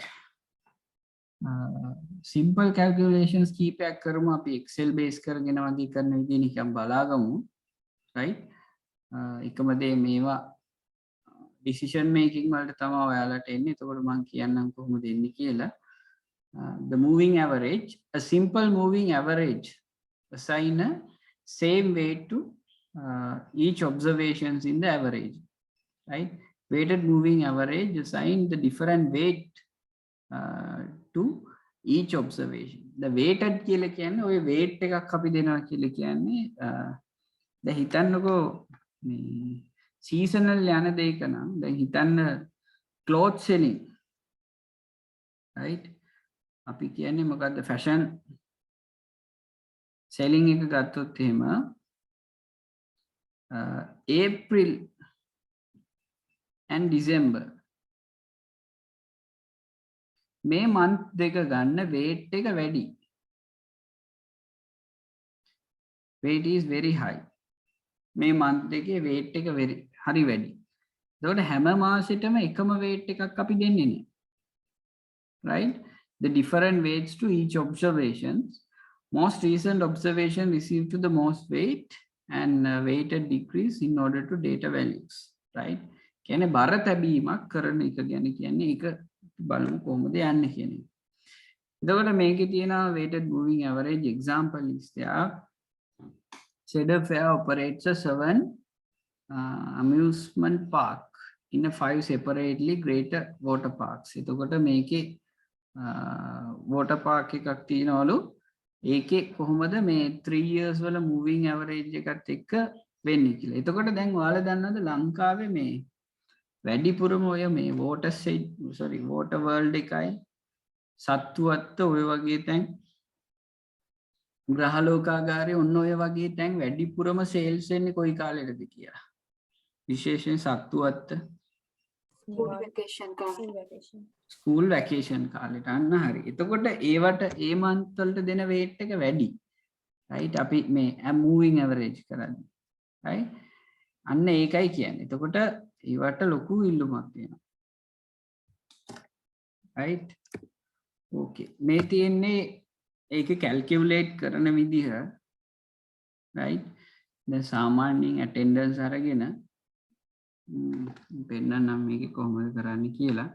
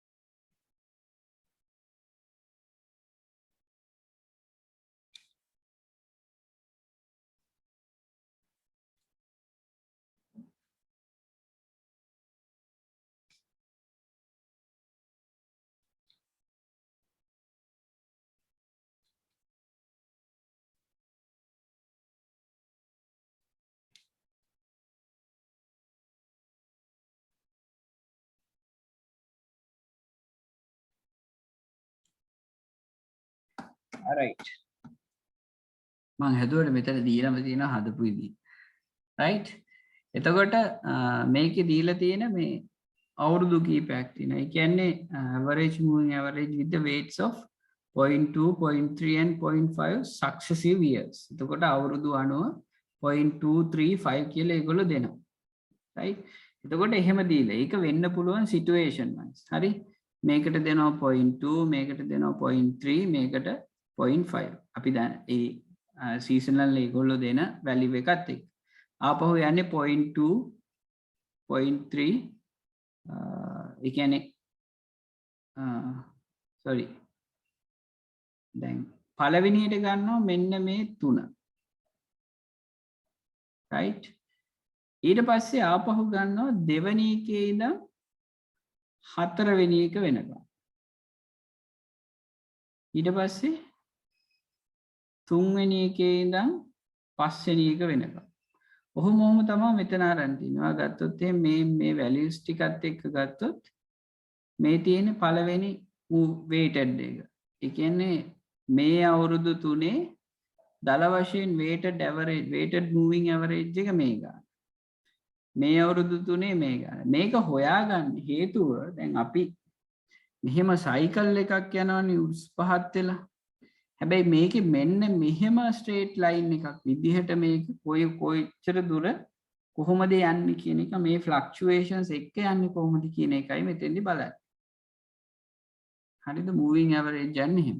ඊට පස්සේ ආපහු ගන්නවා මේකයි ඒ කියන්නේ මම කතර දැම්මොත් මේකයි මේ තියෙන්නේ එහෙම. ඒත්තර weight පිළිවෙලට ගන්න 0.2 0.3 0.5 දාන්න. මේක අවුරුද්දට නෙවෙයි ඒගොල්ලෝ points දෙන්නේ මේ ගන්න පිළිවෙලක්. එක ඔය විදිහට තමයි එක විදිහට වෙන්න පුළුවන්. ඒක ඔයාලගේ කම්පැනි වලත් මේ ටයිම් සීරීස් පාවිච්චි කරනවා ඇති ලොන්ග් ටර්ම් මොන හරි growth පෙන්වන්න. එතකොට මේ එක මෙතඩ් එකක් හරි පාවිච්චි කරන්න වෙනවා. right? weighted moving average කියන්නේ එකක්. මේ තියෙන්නේ moving average එකෙත් මේකෙත් weighted කරලා කොහොමද හරන් තියෙන්නේ කියලා. දැන් ඔයාලට පේනවා මේ කහ පාට ලයින් එක තමයි weighted 3 year moving average කියන්නේ. ඒ කියන්නේ moving average ටිකත් එකතු කරලා weight එකකුත් දාලා ඒත් එකතු කරලා ඇඳලා තියෙනවා මේක සාමාන්‍ය හැඩේ කොයි වගේ. දැන් මේ ඇත්තටම attendance ගත්තොත් එහෙම මේ ලොකු වෙනස්කම් තියෙනව නේද? පේනව නේද මේ නිල් ඉරේ. blue color එකේ තියෙනවා ගොඩාක් පහළට ගිහිල්ලක් තියෙනවා අප් වෙලක් තියෙනවා එහෙම ගිහින් තියෙනවා. හැබැයි moving average එක ගත්තොත් මේ pink color එක. ඒකෙත් සාමාන්‍ය fluctuations එක ගිහින් තියෙනවා. හැබැයි weighted moving average එක ඇවිල්ලා මේ කහ පාට line එක. ඒක ටිකක් ලොකුවටම fluctuations නෑ. හැබැයි ඒක යම් කිසි හැඩයකට මෙහෙම ගිහිල්ලා තියෙනවා. ඒක ඇත්තටම මේක කොයි හැඩෙන්ද යන්නේ කියන එක මුලින්ම හොඳටම බලා ගන්න පුළුවන් weighted average විදියට ගියොත්. fluctuations එම හරිම අඩුයි. right? පැහැදිලි නේද? right. right.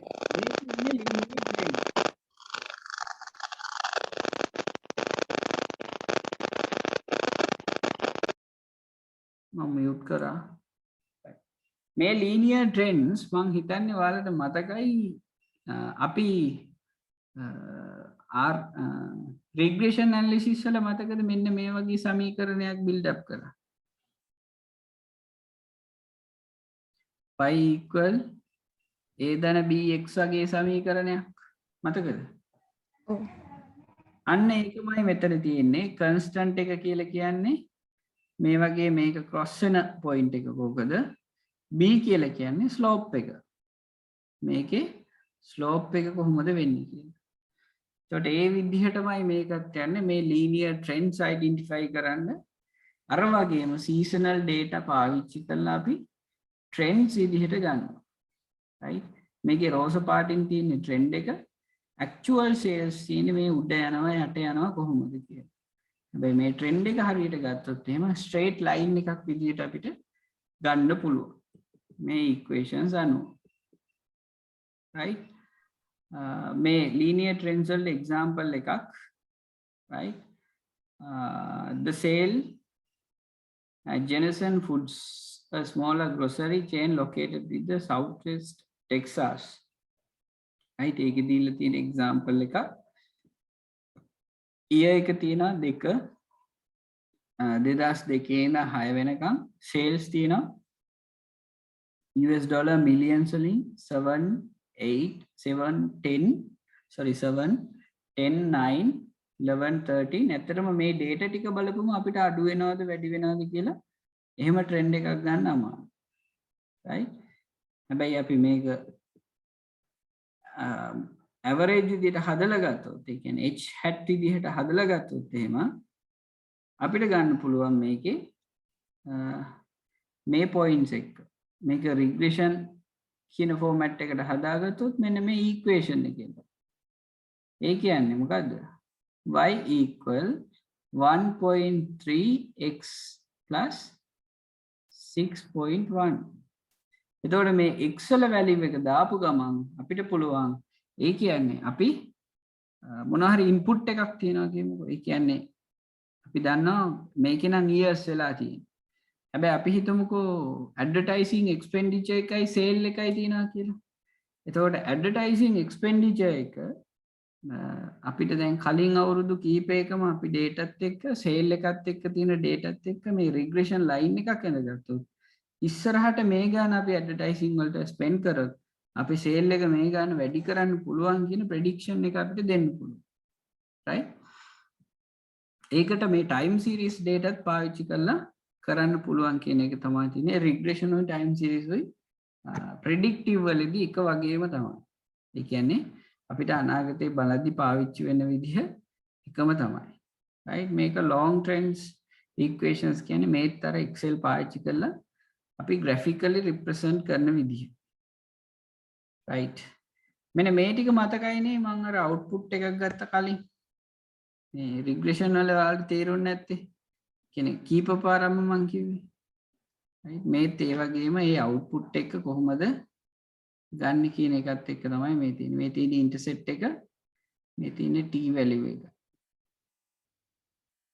right? එකම ටික තමයි time series වල කතා වෙන්නේ. හැබැයි time series analysis පාවිච්චි කරන්න පුළුවන් long term වාගේ business එකේ ගොඩක් දේවල් predict කරන්න සහ behaviors අඳුර ගන්න. right? මේ තියෙන values, right? ඔයා value substitute කරලා කොහොමද මේක හොයාගන්නේ කියලා. right?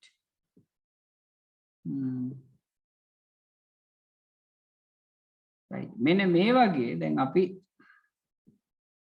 අවුරුද්ද seasonal wise ගත්තොත් එහෙම seasonal ඒ කියන්නේ දැන් හිතන්න මේ තියෙන මේකේ තියෙන 2001 අවුරුද්දේ winter season එක spring එක summer එක fall කියලා තියෙනවා මේගොල්ලෝ autumn කියන එක වෙන්නේ. The table shows the quarterly sales story international for the year 2001 and 2006.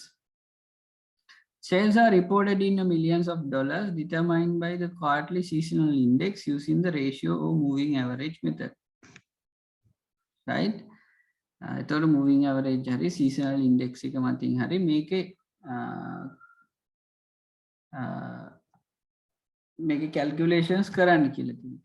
එතකොට දැන් මේ data ටික නිකන් ගත්තොත් එහෙම behavior එක ගත්තොත් එහෙම 2001 winter season එකේ තියෙනවා spring තියෙනවා summer and fall කියලා season හතරක් තියෙනවා. එතකොට ඒ season හතරේ sales කොහොමද?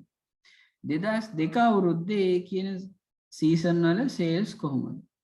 දැන් හිතන්නකෝ අපි හැම මාසෙම sales බලනවට වඩා සමහර විට අප්‍රේල් මාසේ අවුරුදු 10ක sales ගත්තොත් එහෙම ඒකේ ලොකු figure එකක් තියෙනවා. ලොකු වටිනාකමක් තියෙන figure එකක් තියෙන එක වෙනස් විදිහට ගත්තොත් because that is a very unique season.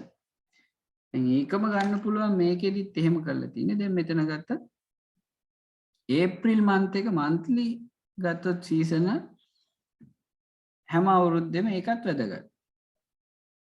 right? මේ විදිහට data ටික අරන් තියෙනවා. මම හිතන්නේ මේ data ටික පැහැදිලි. ඉස්සරහට බලමු මේගොල්ලෝ කොහොමද කරලා තියෙන්නේ. ඒකෙත් moving average ගන්න ක්‍රමේ තියෙනවා. moving average කියලා කියන්නේ for quarter. right? මම මේක ගන්න විදිය නිකන් පෙන්නන්නම්. right? පළවෙනි එකේදී කරන්නේ sales දීලා තියෙනවා මේ තියෙන්නේ 2001 දී spring summer autumn winter ඒ years හතරට ඔහොමම sales ටික පහළට තියෙනවා. එතකොට මේගොල්ලොන්ගේ 2001 average sale එක ගන්නවා මෙතෙන්ද. ඒ කියන්නේ මේ හතර එකතු කරලා average එක මෙතෙන්ද ගන්නවා. ඊට පස්සේ පහුවලා එකක් යනවා. මෙන්න මේ හතර එකතු කරලා තව average එකක් මෙතෙන්ද ගන්න. ඊට පස්සේ ආපහු මේ හතර එකතු කරනවා. ඒකල ඒකේ average එකක් මෙතෙන්ද ගන්න. ওই විදිහට පහලට හදාගෙන යනවා 4 quarter total. quarter හතරක total එක. දැන් මේක ගන්න ඇයි දන්නවද 2001 ටිකට 2002 එකතු වෙන්නේ මේක cycle එකක් විදිහට නෑන්නේ මෙහෙම. ඒ cycle එක විදිහට මේක අවුරුදු ගානම යන හින්දා time series එකේ 4 quarter average එකක් ගන්නවා. ඊට පස්සේ 4 quarter moving average කියලා අරන් තියෙනවා. මොකක්ද?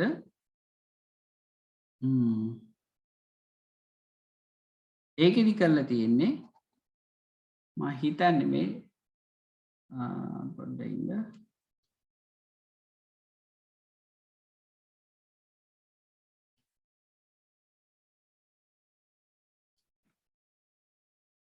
right. ඊට පස්සේ මෙන්න මේක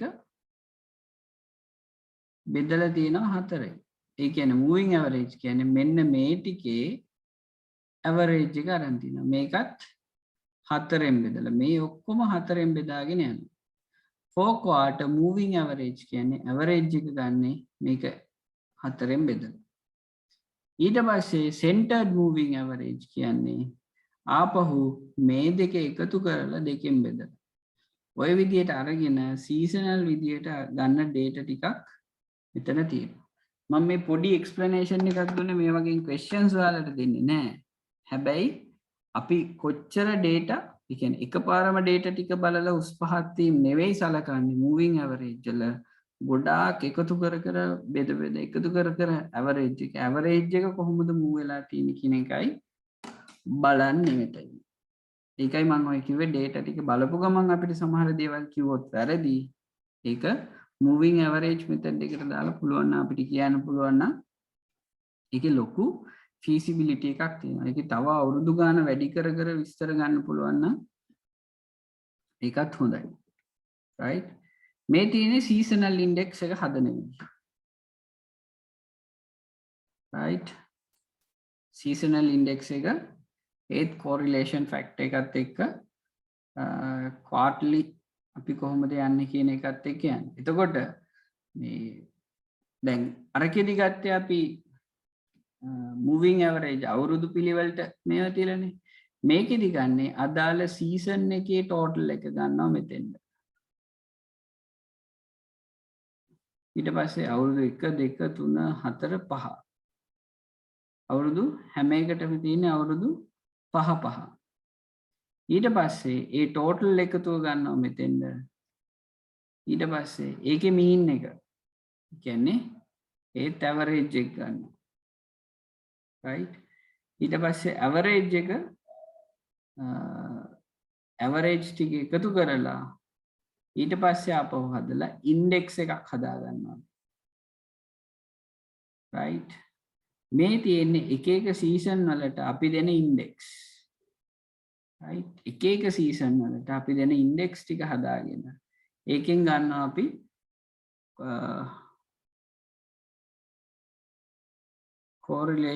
correction factor කියලා මෙතන තියෙන්නේ.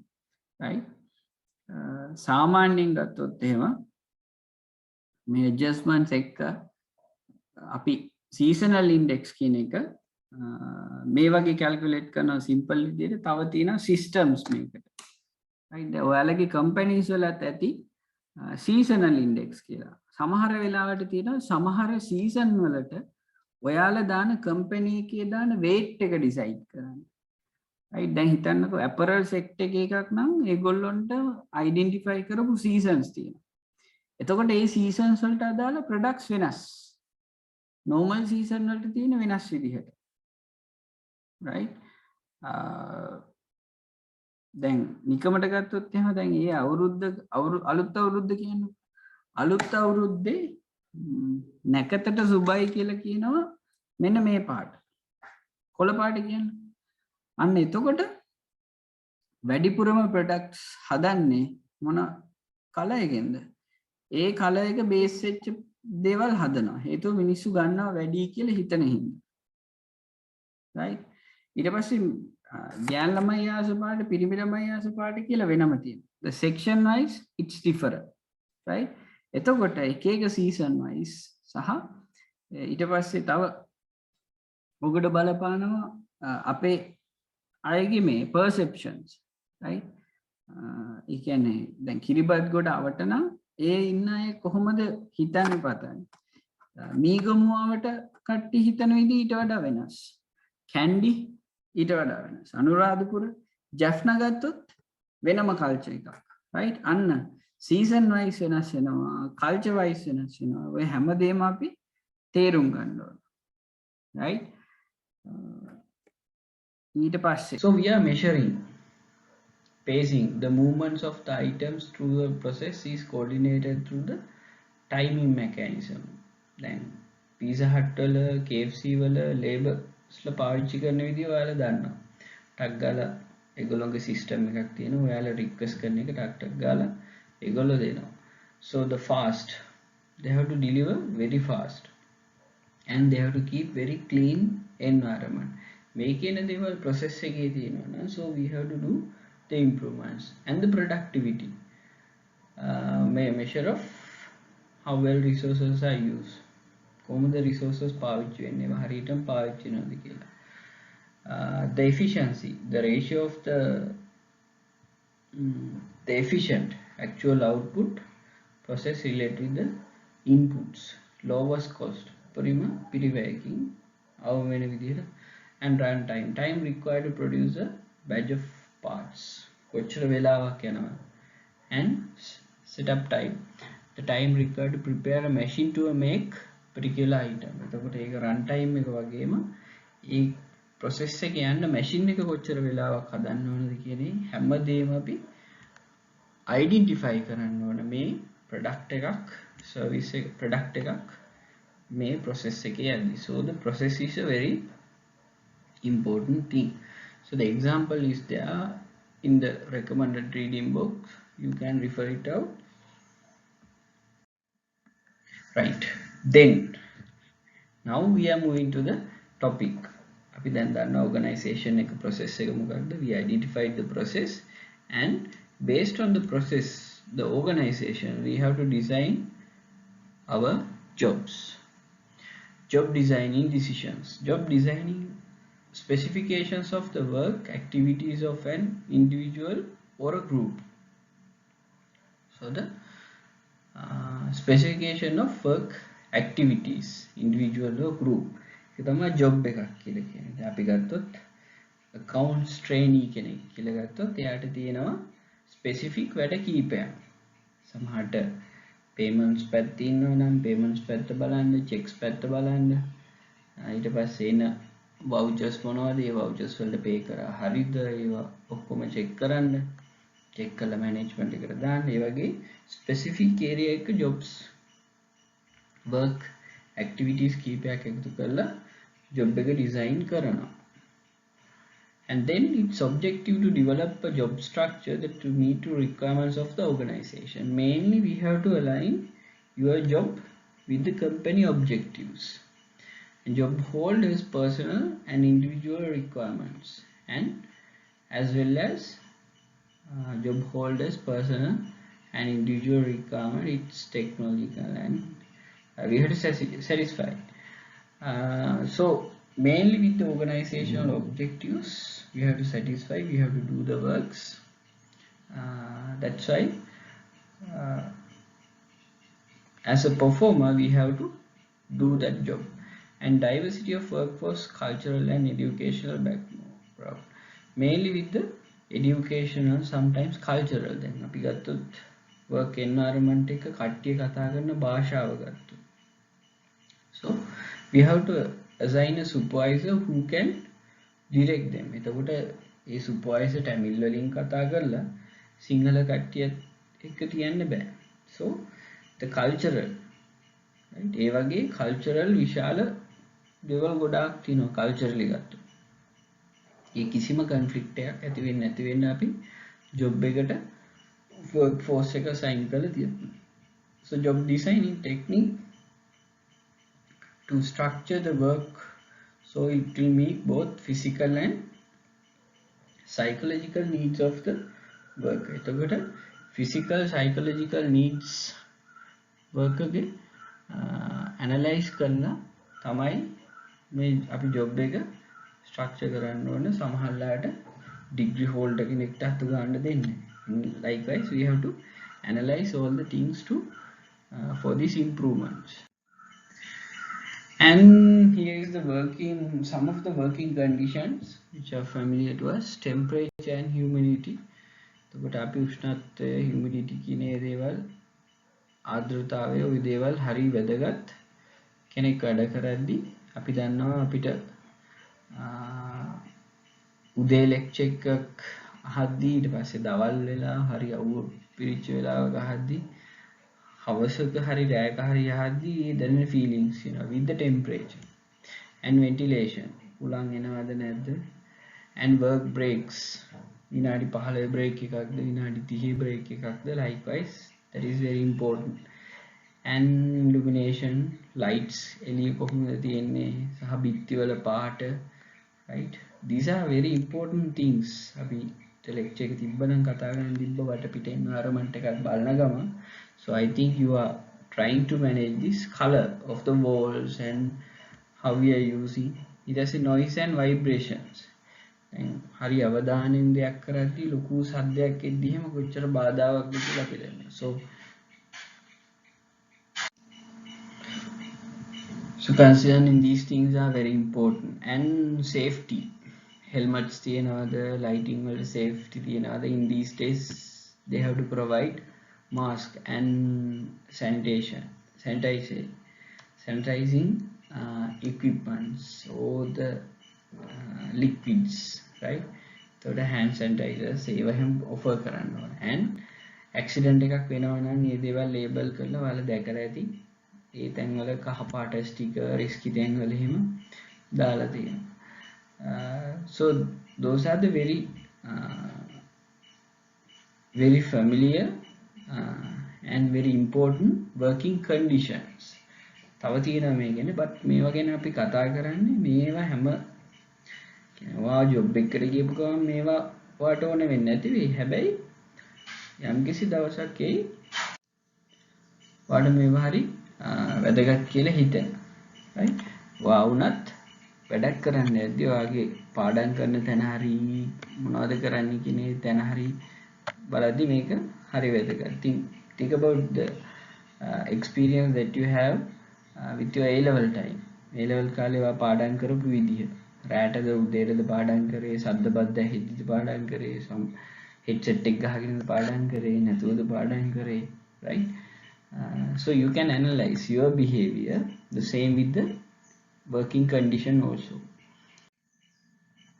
and the compensations salaries it's important for organizations to develop suitable compensation plans for their employees ගන්න වැඩේට හරියන salary එකක් දෙන්න ඕන and the compensation approaches are different time based it can be a different time based work if you have an output based if the outputs are very important then you can convert it and knowledge based system knowledge based means the idea and knowledge work especially with the executive levels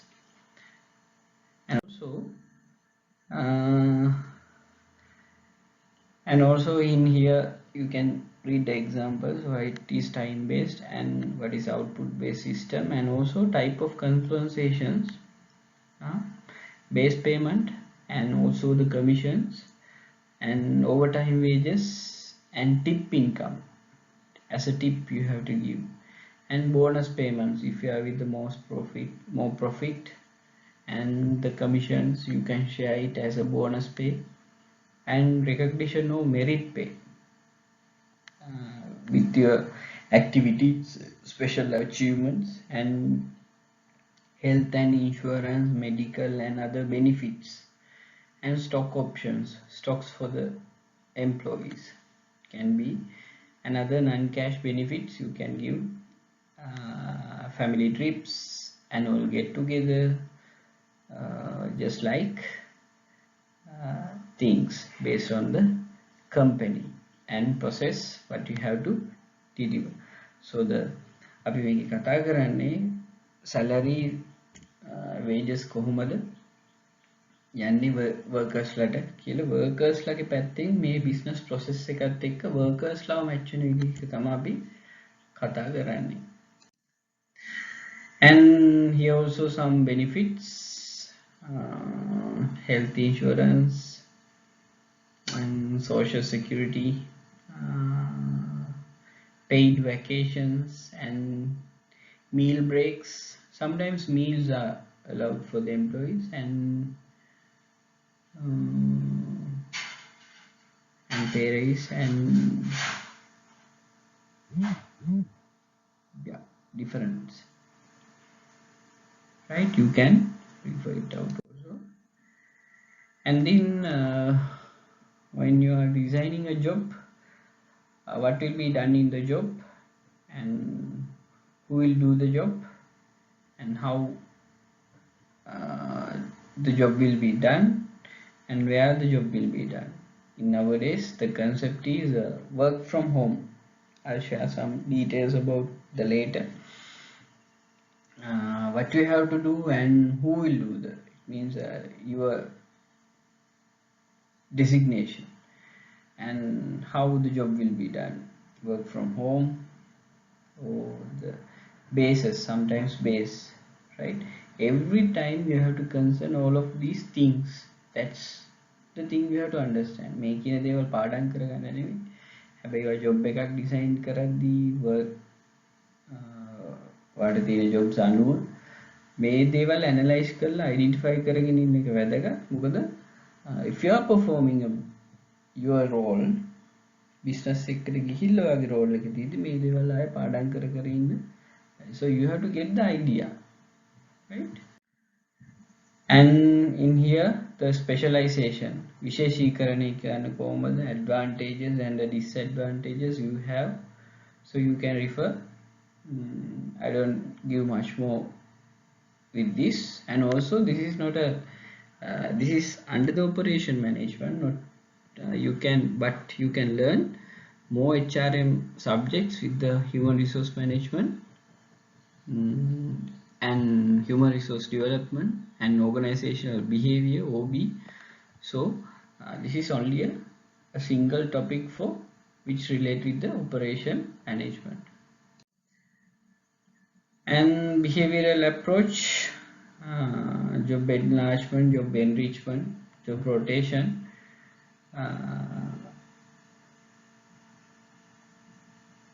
It means so you are getting enlargement means the horizontal loading.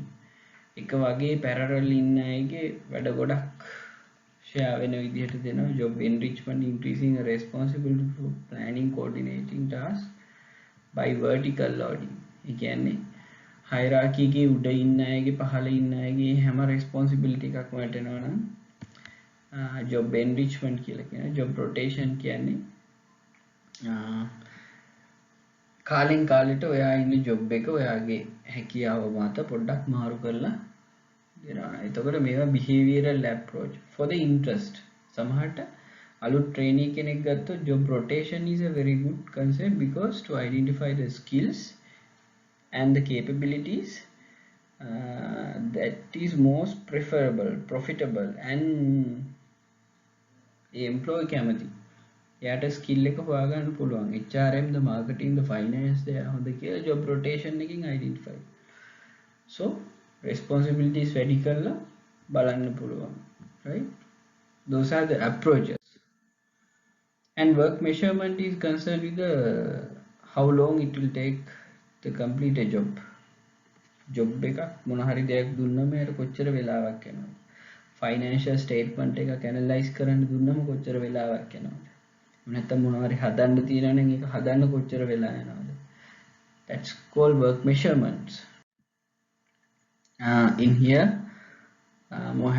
you have more details. It means how to measure the standard time. කීප දෙනෙක් සමහර පාවිච්චි කළා standard මේ වෙලාවේ යනවා කියලා බලනවා. ඊට පස්සේ අපිට ගන්න පුළුවන් ඇත්තටම we can use as a benchmark. benchmark එකක් කරගෙන අපිට මිනිස්සුන්ට perform කරන්න දෙන්න පුළුවන්. So here with the work measurement techniques, historical time, predetermined time, standard and stopwatch time, and work sampling. දැන් අපි බලනවා මේ වැඩට යන වෙලාව කොච්චරද, කොහොමද කරන්නේ, ඒ වැඩ කීයක් කරන්න පුළුවන්ද, Those are very important with the historical details as well as the stopwatch method කියන්නේ සාම්පල් එකක් කරන්න දීලා බලනවා stopwatch එකක් තියලා බලනවා ඔය කියන විදිහට measure කරන්න දෙන්න පුළුවන්. So based on the employee capabilities and the requirements, sometimes you can do more innovative things. Samahata are technically okay now, so you can do improvements. Airline ticketing, now e-ticketing is there. For the book train, now e-ticketing facilities are there, e-channeling facilities are there. Banks වලත් online banking කියන පැත්තට shift වෙලා තියෙනවා. Machinery industry එකේ web based customer services, right?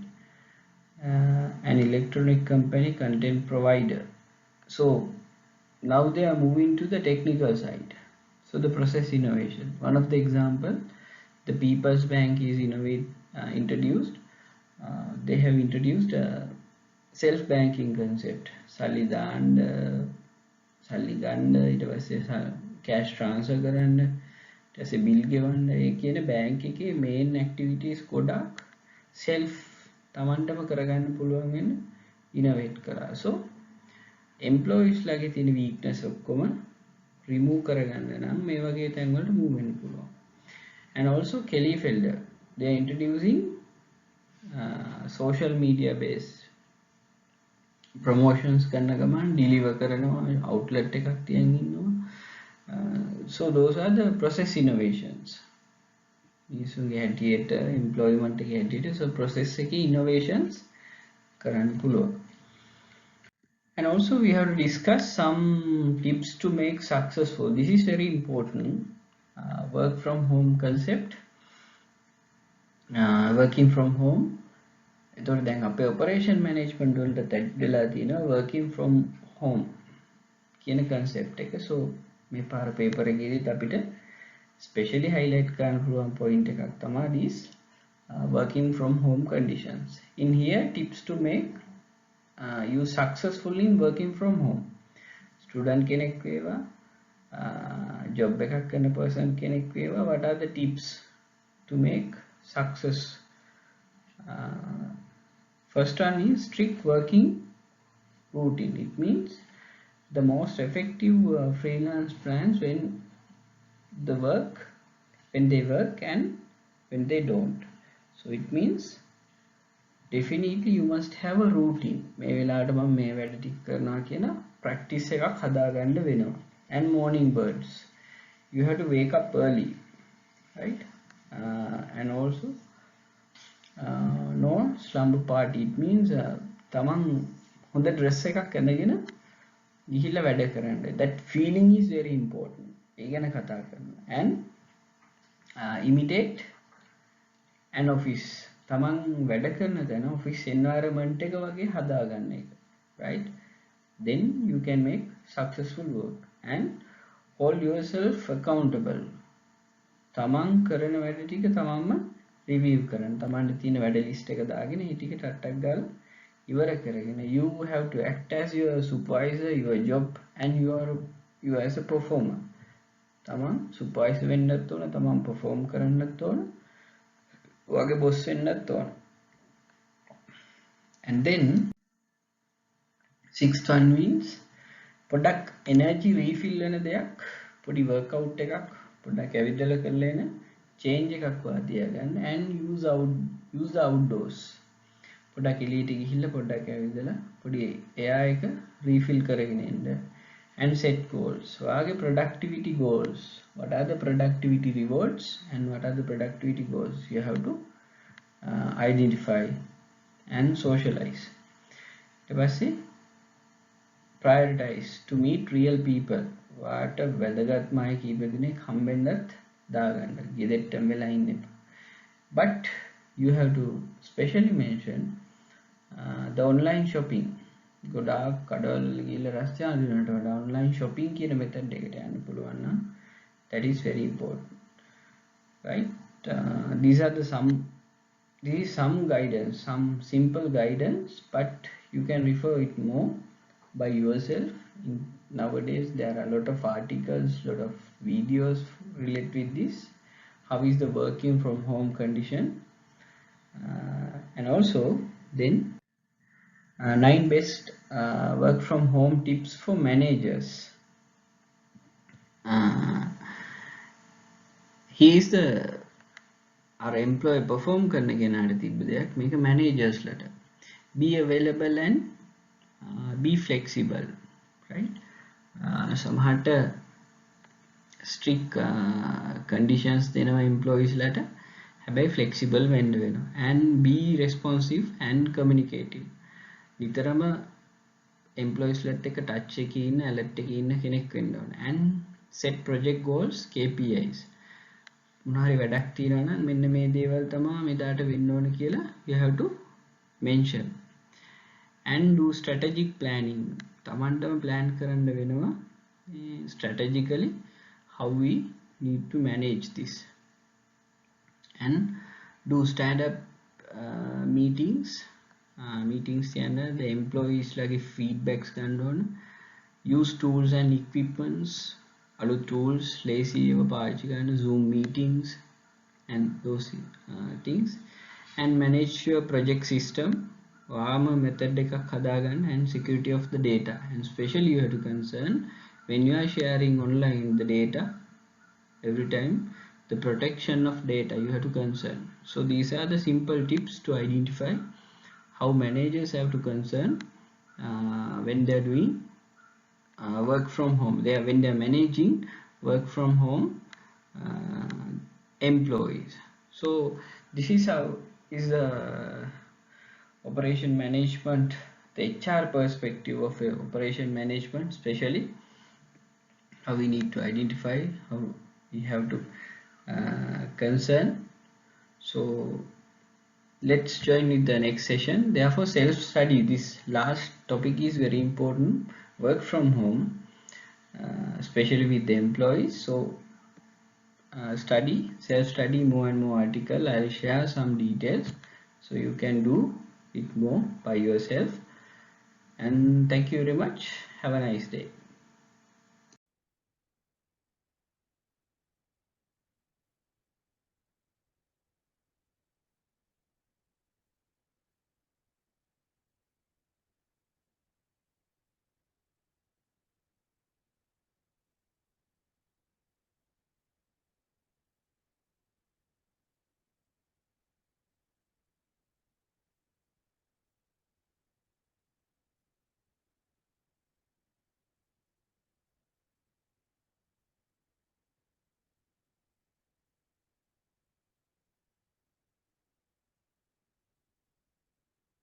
Right.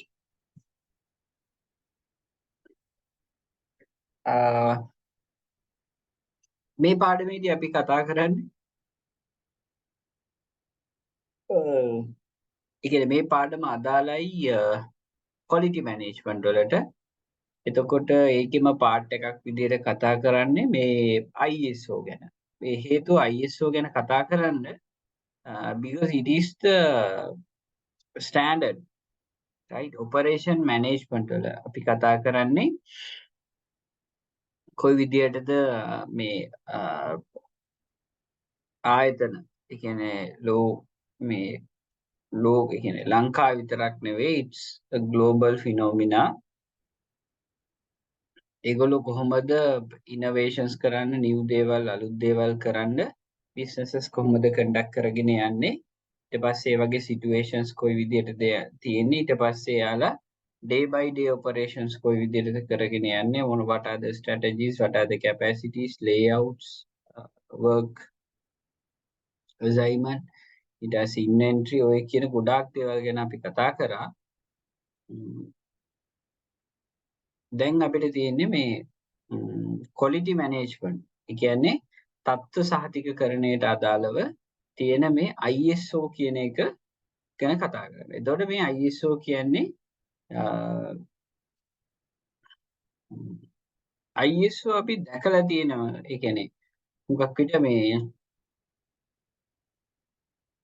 සමහර භාණ්ඩ විකුණද්දී ISO certified කියලා ගහලා තියෙනවා. ඒ කියන්නේ සමහර SLS කියලා තියෙනවා.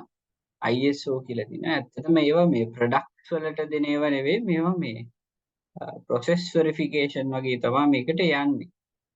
right? එතකොට මේ වෙබ් එකේ තියෙන දේවල් ටිකත් අපි කතා කරලා ISO කියන්නේ මොකක්ද කොයි විදිහටද වෙන්නේ ඒ හැමදේම බලමු. So I'll share the web link with you. ඔයාලත් එක්ක මේ web link එක share කරන්නම්. right, iso.org කියන එක. එතකොට about කියන එකේදී අපි ගියොත් එම ISO, the International Organization for Standardization, right? තත්ත්ව සහතිකකරණය පිළිබඳ අන්තර්ජාතික ආයතනය තමයි ISO කියලා කියන්නේ. right, is an independent non-governmental international organization with the membership of 169 national standard bodies. එතකොට 169ක් රටවල් එකතු වෙලා පිහිටවාගෙන තියෙන ආයතනය කියන්නේ මේ ආයතනයේ පිහිටවලා තියෙනවා. දැනට ගත්තොත් membership එක 169 ඉන්නවලු. එතකොට ලංකාවෙත් මේක තියෙනවා. ඒකයි වැදගත්. Through this membership, it's being bring together to experts to share knowledge and develop voluntarily consequences-based market-relevant international standards to support innovation and provide solutions to global challenges. එතකොට globally එන challenges වලට solutions හැමෝම එකතු වෙලා හදන ආයතනයක් standard. ඒ කියන්නේ තත්ත්වය සහතික කරනවා හැම දෙයකදී. එතකොට මෙයාලගේ ඔෆිස් එක තියෙන්නේ ජිනීවා ස්විට්සර්ලන්ඩ් වල. මේ ගැන තව details තියෙනවා. what we do කියන එක අපි නිකන් ගත්තොත් එහෙම ඒගොල්ලෝ කරන දේවල් මෙතන තියෙනවා.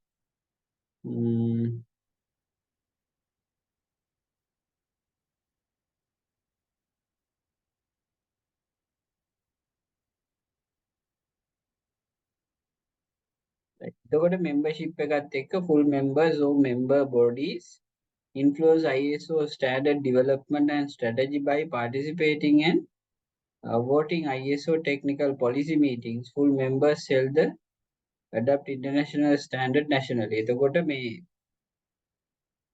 කියන internationally පිළිගත් විදිහකට ආයතන සූදානම් කරන එක තමයි කරන්නේ. එතකොට මේගොල්ලෝගේ main එකේ මේක ඒ ලබා දීලා තියෙන රටවල් වල ඉන්න members-ලා ඒ ISO certified කරන ආයතන වලට ගන්න එක තමයි. එයාලා research කරන එක ගැන තියෙනවා මෙතන.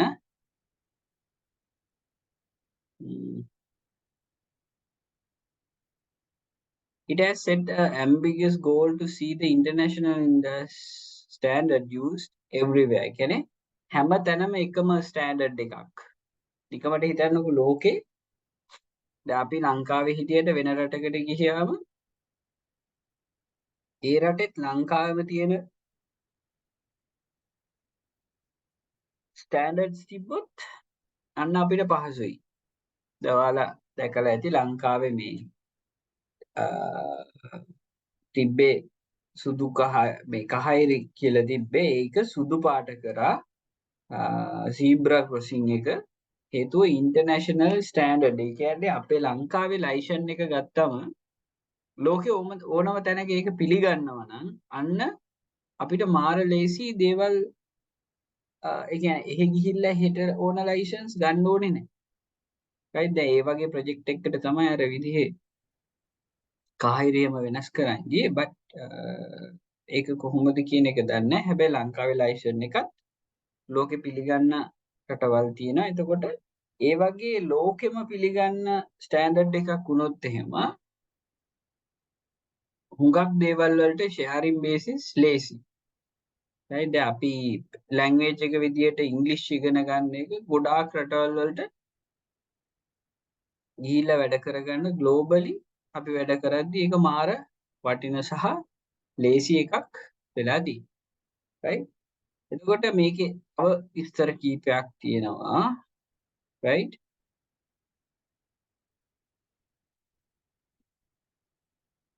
right. research ගැන ඒ විදිහට තියෙනවා.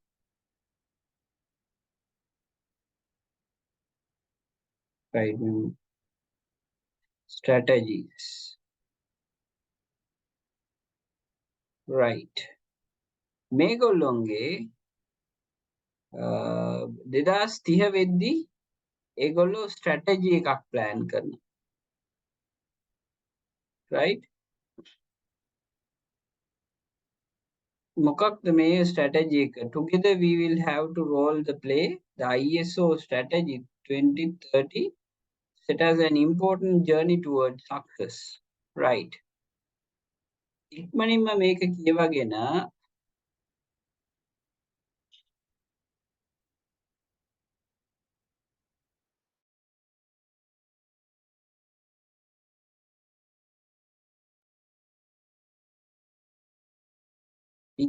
මේක කියවලා their strategy idea එක chat එකේ දාන්න බලන්න briefly.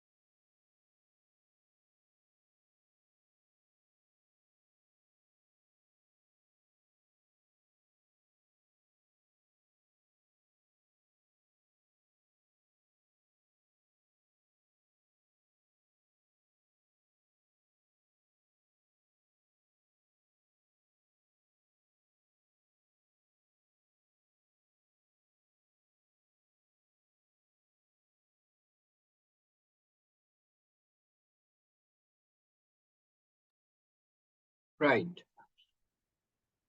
එතකොට මේගොල්ලොන්ගේ දැන් මේන්ම ටාගට් එක වෙන්නේ strategy 2030 කියන එක, making lives easier, safer and better, right? ඒක කරන්නේ කොහොමද? We operate in the world where the change is a constant. ඒ කියන්නේ නිතරම change වෙන ලෝකයක අපි ඉන්නේ, and where the challenges, disrupts and can be global in scale. කියන්නේ challenges එනවා, අභියෝග එනවා, ඒ වගේම disrupts. දැන් තියෙන දේවල් එකපාරම නැති වෙලා යනවා. floppy disk නැති වෙලා CD ආවා, CD නැති වෙලා pen drives ආවා. pen drives එනකොට දැන් ඇවිල්ලා තියෙන portable hard disk, right? ඒ වගේ technologies ගොඩාක් එනවා. and ඊට පස්සේ hard disk එනකොට drives ආවා, drivers, online drivers can be to be well positioned within the global context. We must have clear and agile strategy that defines our purposes and what we want to achieve. එතකොට clear සහ මේ agile, ඒ කියන්නේ වෙනස් වෙන පරිසරයට සුදුසු strategies, උපක්‍රම අපි ලෑස්ති කරලා දැන් තියාගන්න ඉන්නවා. achieve wise, allowing up to anticipate change and adapt quickly to the world around us. ඒ කියන්නේ ලෝකයේ දේවල් වලට ගැලපෙන්න සුදුසු විදිහට අපි වැඩ කරන්න සූදානම් වෙලා ඉන්න ඕන, right?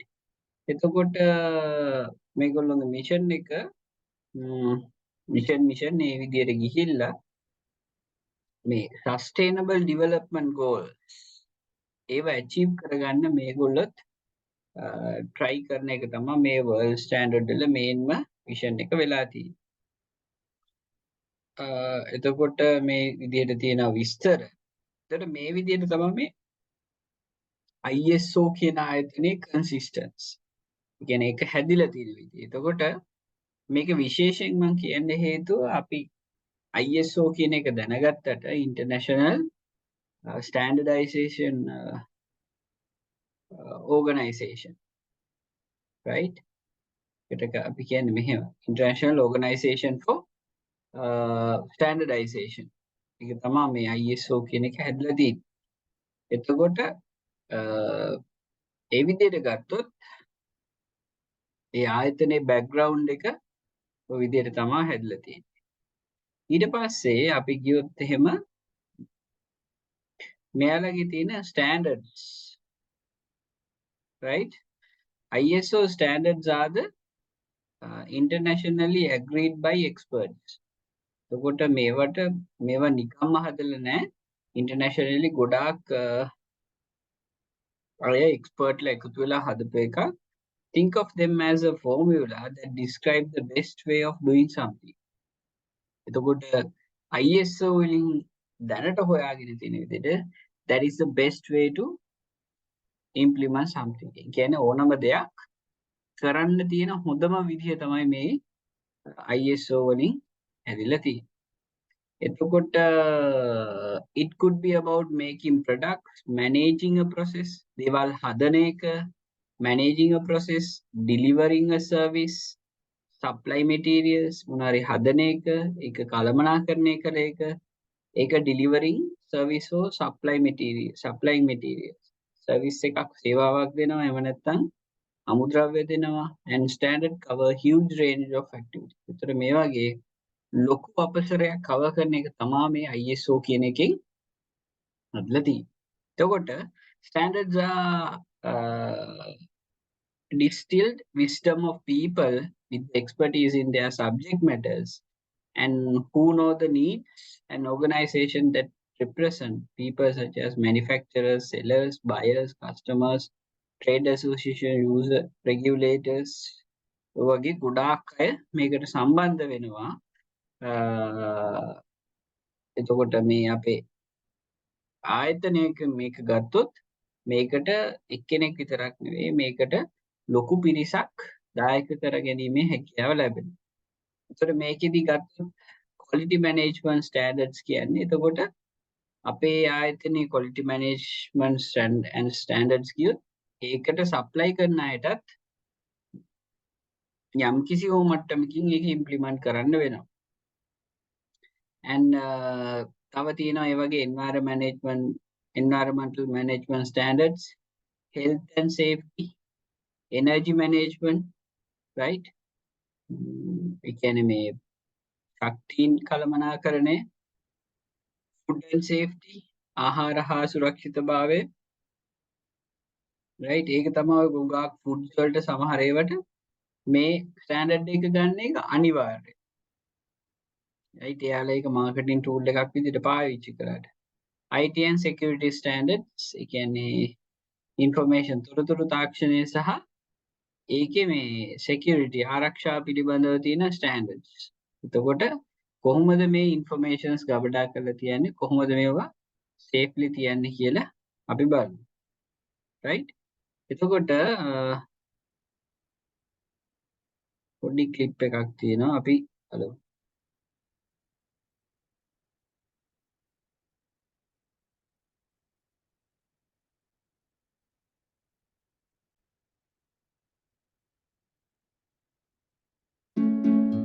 We live in an amazing world, full of incredible opportunities and endless possibilities.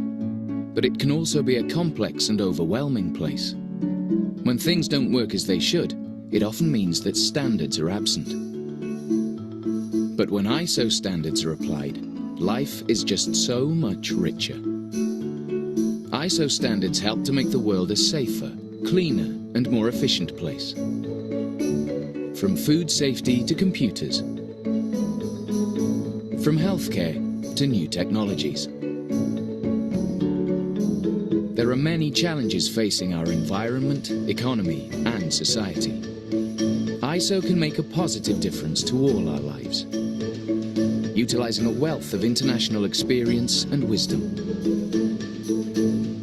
In today's ever-changing world, ISO standards help create growth, open up global markets, and make trade fairer, including for developing countries. ISO standards can help tackle global challenges like climate change, road safety, energy, and social responsibility. ISO standards touch almost everything we do, keeping us connected and entertained, making us more productive, more creative, sharing ideas, promoting innovation, and keeping us safe and healthy. ISO is the world's largest developer of voluntary international standards. With over 18,000 standards for nearly every aspect of technology and business. For over 60 years, a network of standards bodies in 163 countries, working in partnership around the world and right here at home. ISO builds confidence for today, for tomorrow, and for the future.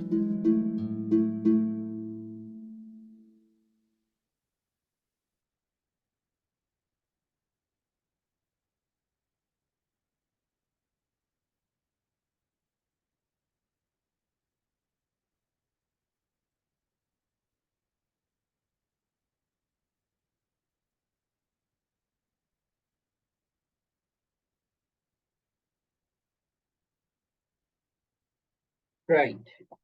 ඔයාලට තේරුම් නැති ඒ කියන්නේ හැම දෙයකම හැම product එකකම සමහරට ස්පෙસિෆිකේෂන්ස් ඒ හැම දෙයත් එක්කම ISO තියෙනවා. එතකොට සාමාන්‍යයෙන් ගත්තොත් දැනට ගත්තොත් එහෙම මේ ISO තියෙනවා 20000කට වැඩි standards. but ඒ අතරින් most popular standards විදියට අපි අඳුර ගන්නවා our graded his most popular outstanding ඒවා විදිහට ISO 9001, right? Right. ISO 9001 related standards quality management තත්ත්ව කළමනාකරණයට තමයි මේක තියෙන්නේ, right? For organizations asking how to improve the quality of their product and services and consistently meet their customers' expectation, ISO has an answer. එතකොට මේකෙදි කියලා කියන්නේ ආයතනයකට තමන්ගේ කස්ටමර්ස්ලා බලාපොරොත්තු වෙන විදිහ දේවල් හැමදාම ඒ කියන්නේ product and services and consistently meet the customers expectation. ඒ කියන්නේ හැමදාම customer expect කරන විදිහටම දේවල් එයාට ලබා දෙන්න ඕන කියලා ආයතනයකට හිතුනොත් ISO වලට ඒකට තියෙන solution එක. Addressing the various aspects of quality management and containing some ISO best known standard, there's a ISO 9000 family. එතකොට මේ 9000 කියන කැටගරියෙන් කතා කරන්නේ මේ quality management ගැන. ඒ කියන්නේ තත්ත්ව කළමනාකරණය ගැන. මේක හුඟක් අපිට පාවිච්චි වෙනවා. දැන් ඔයාලා ගත්තොත් එහෙම නිකන් සයිබර් කඩේකට ගියාමයි ලොකු 5 star hotel එකකට ගියාමයි තියෙන වෙනස ඔයාලා දන්නවනේ. කෑමවල ගත්තත් සර්විස් එකේ ගත්තත් accessibility කියන්නේ යන්න එන්න පහසුයි. right? ඒ කියන්නේ wheel chair එකේ රෝද පුටුවක එන කෙනෙක්ට උනත් access කරන්න පුළුවන් වෙන විදිහට හැමදේම සකස් කරලා තියෙන well established වෙනවා හැම වෙලාවෙම clean කරන ඒ වගේ quality maintain කරන ආයතන තියෙනවා. ඒකට එහෙම නොකරන ආයතන වලට ඒක ලොකු ප්‍රශ්නයක් වෙනවා. right? ඒ හින්දා මේ ISO කියන එක quality management පැත්තේ කියන 9001 කිව්වොත් මතක තියාගන්න ඒ තියෙන්නේ quality management තත්ත්ව කළමනාකරණයට අදාළව තියෙන දේවල්. right? ඊට පස්සේ අපි ගත්තොත් ISO 27000 family එක. මේකත් ටිකක් වැදගත් information security management IEC 27000 කියලා තියෙනවා. එතකොට IT security, cyber security, privacy protections are the vital for companies and organizations today. එතකොට අපි ගත්තොත් එහෙම දන්නවා අපේ මොබයිල් ෆෝන් එකට ඇඩ්වර්ටයිස්මන්ට් කීයක් එනවද, කී දෙනෙක් කතා කරනවද මේ කියලා දන්න. ඊමේල්ස් ගත්තොත් ප්‍රොමෝෂන්ස් ඕන තරම් එනවා.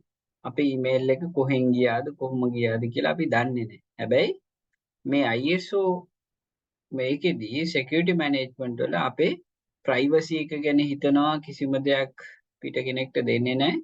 අන්න ඒ වගේ security management එකක් තියෙන protection එකක් තියෙන privacy protection කියන එක highly concern වෙන method එකක් තමයි මේ ISO 27000 කියලා කියන්නේ. හුඟක් ආයතන වලට වැදගත් ස්ටෑන්ඩඩ් එකක් තමයි මේ. right? ඊට පස්සේ තව ඔය වගේ ගත්තොත් එහෙම කැටගරීස් කීපයක් තියෙනවා. මේ මෙන්න මේ ස්ලයිඩ්ස් එක අපි ඊට පස්සේ කතා කරලා කොහොමද බලමු මේ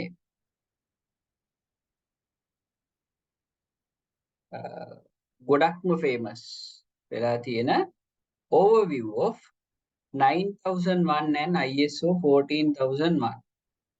එතකොට අපි මේක ගැන තමයි කතා කරන්නේ. ISO 9001 සහ ISO 14001. right? ඉක්මනින් සර්ච් කරලා කියන්න what are the companies ලංකාවේ companies මේ දෙක achieve කරලා තියෙන ISO 9001 සහ ISO 14001. දෙකෙන් එකක් වෙන්න පුළුවන්, සමහරට දෙකම වෙන්න පුළුවන්. achieve කරලා තියෙන ලංකාවේ companies මොනවාද? ඉක්මනින් සර්ච් කරන්න බලන්න.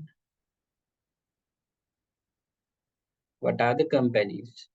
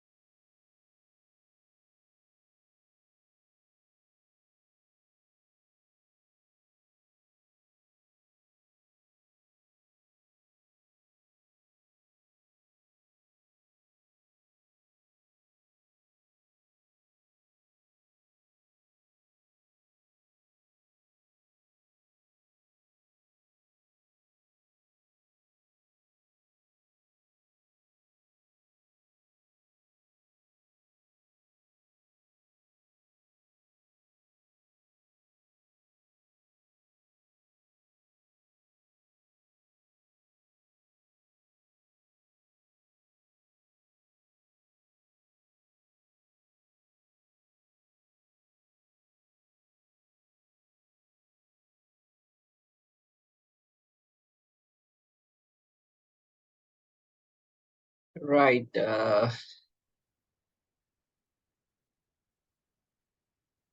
Hapagloid Lanka and 9001 is having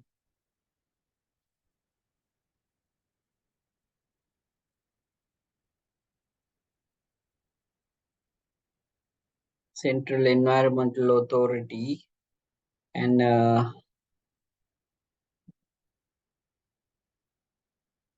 breweries in Sri Lanka. So those kind, right? ඒ වගේ වට තියෙනවා. අපි කතා කරගෙන යමු මොකක්ද මේ කියන්නේ. ISO 9001 and ISO 14001 කියන දෙක තමා the most well known standards 14001 සහ 9001. එතකොට මේක රටවල් 175ක තියෙනවා කියලා කියනවා. එතකොට ISO 9001කින් කරන්නේ quality management ගැන. 14001 කියන එක environmental management. එතකොට quality සහ environmental management කියන දෙක තමයි මේකදී අපි කතා වෙන්නේ. Hello from ISO Central Secretariat in Geneva, Switzerland, and welcome to this video on ISO 9001. Today we'll be discussing what ISO 9001 is, why it's important, and who should use it. What is ISO 9001? ISO 9001 is a globally recognized standard for quality management systems, that's QMS, developed by the International Organization for Standardization, ISO. It provides a framework for organizations to ensure that their products and services consistently meet customer and regulatory requirements, and that they're continuously improving their processes and overall performance. ISO 9001 outlines requirements for a QMS, including processes for quality planning, control, and assurance, as well as methods for monitoring and measuring performance. It also provides guidelines for documentation, internal auditing, and corrective action. Organizations that are certified to ISO 9001 demonstrate to their customers and stakeholders that they're committed to delivering quality products and services and are continually improving their processes. Certification can be a valuable asset for organizations seeking to enhance their reputation and increase customer satisfaction, and this is typically carried out by a third-party auditor, which means that the ISO Central Secretariat in Geneva, Switzerland actually has nothing to do with certification. Why is ISO 9001 important and why is it required? ISO 9001 is important because it helps organizations improve their products and services while also increasing customer satisfaction. It's also a requirement for many industries and government contracts, as it demonstrates a commitment to quality management. A common misconception is that certification is carried out by the ISO Central Secretariat in Geneva, Switzerland, when in fact, this is actually carried out by third-party auditors. By the way, if you want to stay updated on this standard and related topics, subscribe to our email list by clicking here or on the link in the description below. Who should use ISO 9001? The beauty of ISO 9001 is that it can be used by any organization regardless of size or industry. It's particularly beneficial for organizations that want to improve their quality management systems and customer satisfaction. What's the difference between ISO 9001 and ISO 14001? So ISO 14001 is a standard for environmental management systems, while ISO 9001 is for quality management. Both standards can be used by any organization, but they have different focuses and requirements. What's the difference between ISO 9001 and ISO 13485? ISO 13485 is a standard for quality management systems in the medical device industry. It's similar to ISO 9001, but includes additional requirements specific to medical devices. What's the difference between ISO 9001 and AS 9100? AS 9100 is a standard for quality management systems in the aerospace industry. It's based on ISO 9001, but includes additional requirements specific to the aerospace industry. What is a major nonconformity for ISO 9001? A major nonconformity is a significant deviation from the requirements of ISO 9001 that could impact the ability of an organization to meet customer or regulatory requirements. What is an ISO 9001 audit? An ISO 9001 audit is a systematic review of an organization's quality management system to ensure that it meets the requirements to the ISO 9001 standard. And what are the benefits of ISO 9001? While there are many, ISO 9001 provides organizations with the guidance for improved customer satisfaction, increased efficiency, better risk management, and enhanced competitiveness. More specifically, what topics does ISO 9001 cover? ISO 9001 covers a wide range of topics related to quality management. This includes customer focus, leadership, risk management, process improvement, and continuous improvement. What is ISO 9001 certification? ISO 9001 certification is a formal recognition that an organization's quality management system meets the requirements of the ISO 9001 standard. It's awarded by an independent certification body after a successful audit. And then the big question, how to get an ISO 9001 certification. So to get ISO 9001 certified, an organization must implement a quality management system that meets the requirements of ISO 9001 and undergo a successful audit by an independent certification body. The process typically involves several stages, including documentation review, on-site audit, and certification decision. This wraps up our discussion on ISO 9001. If you have any questions or comments, please leave them below in the comments section. And also, don't forget to like, subscribe, and hit the notification bell. Thank you for watching.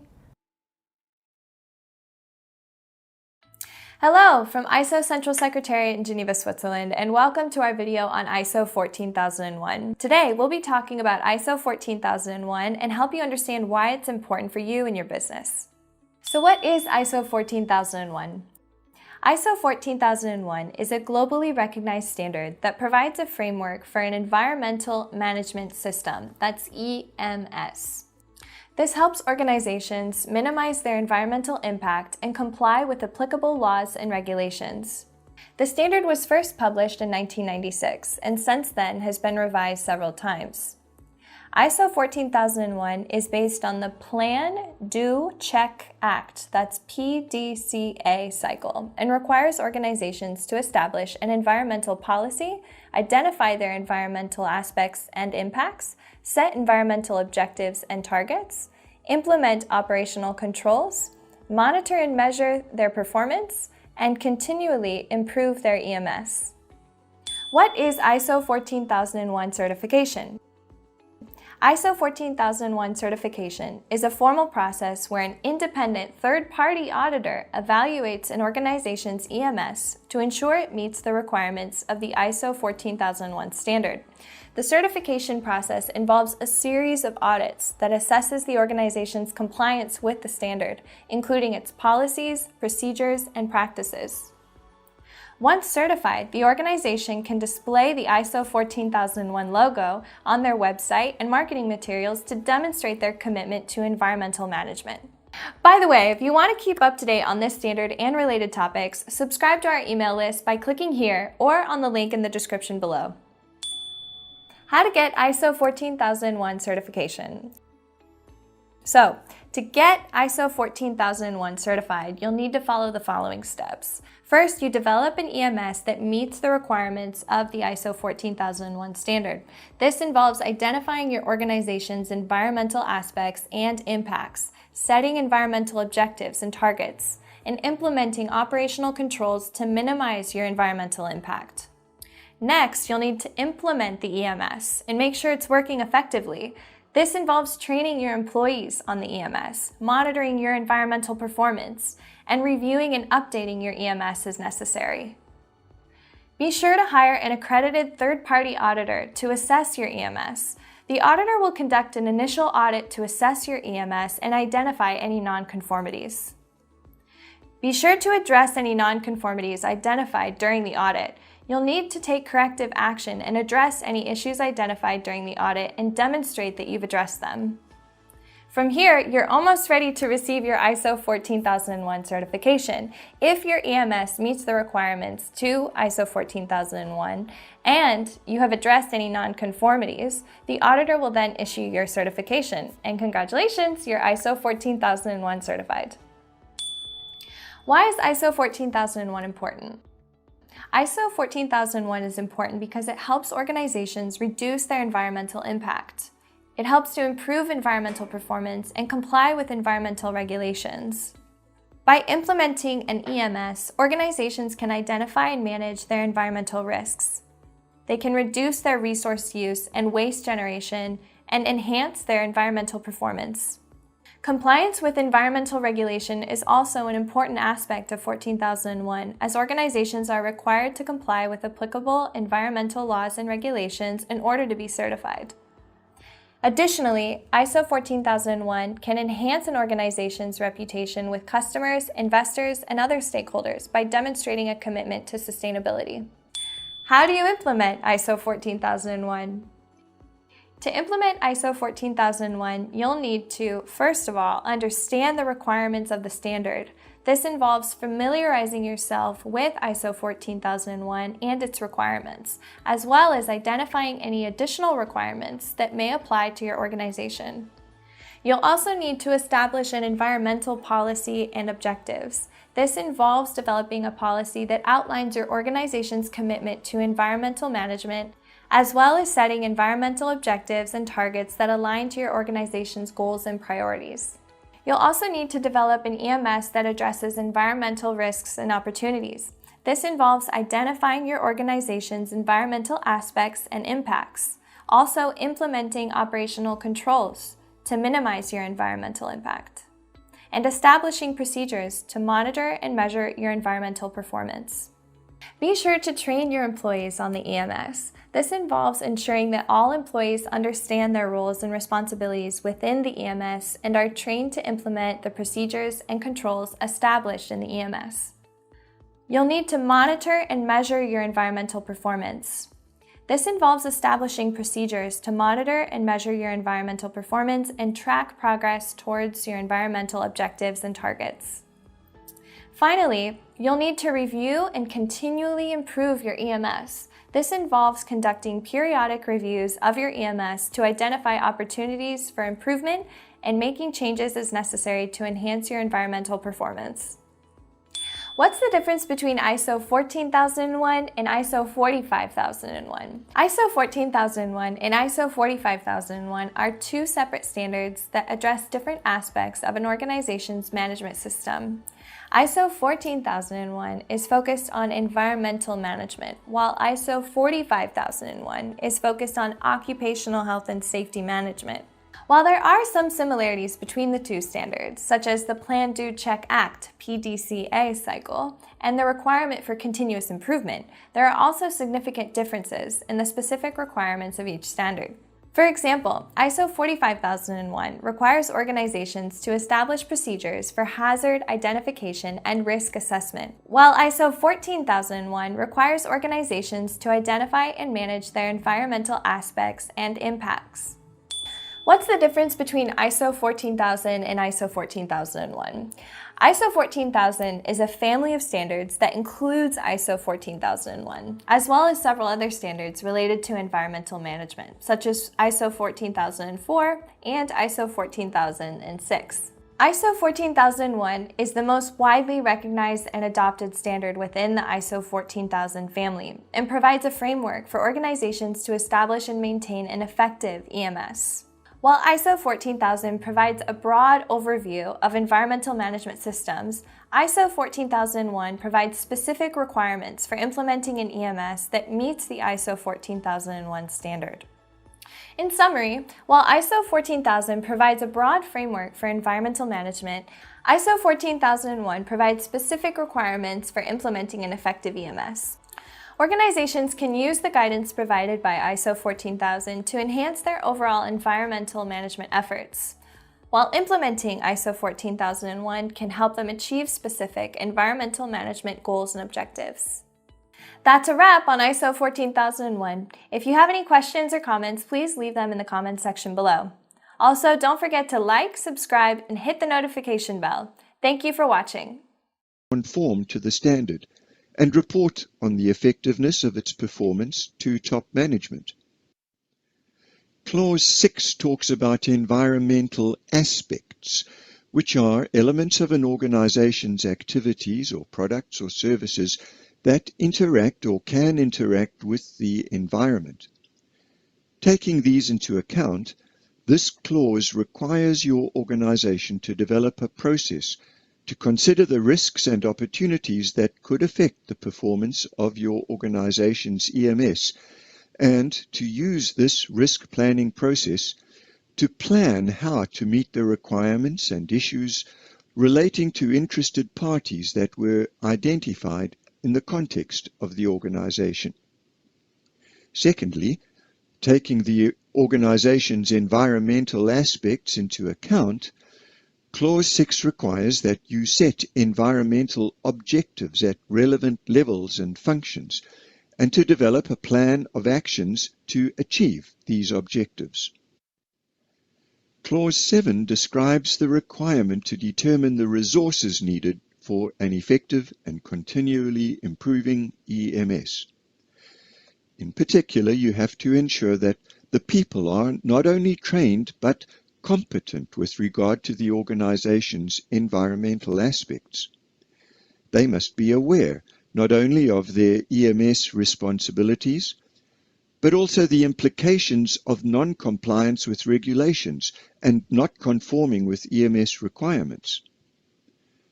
The requirement for processes establishing and controlling EMS-related communications is laid out in some detail, covering the need to know what, how, when, and with whom, both within and beyond the organization.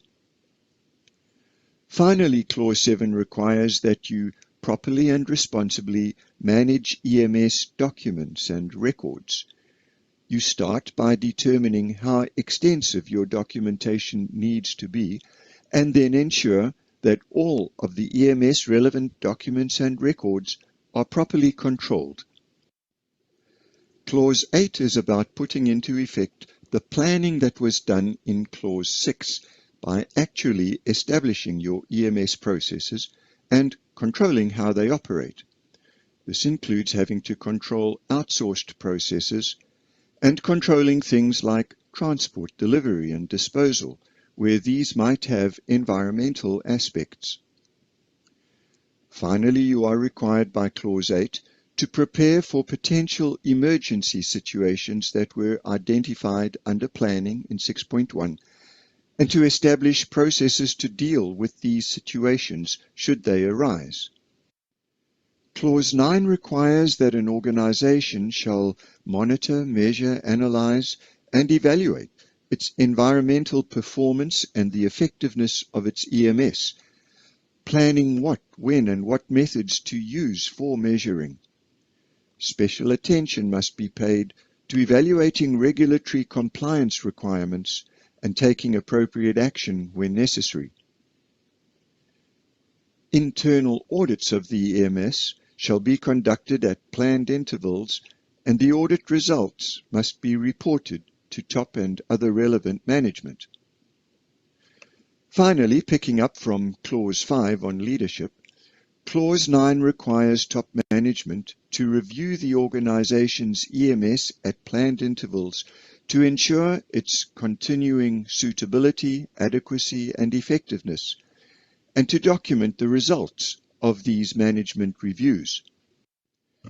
Firstly, Clause 10 requires the organization to determine opportunities for improvement of the EMS and take necessary actions after evaluation.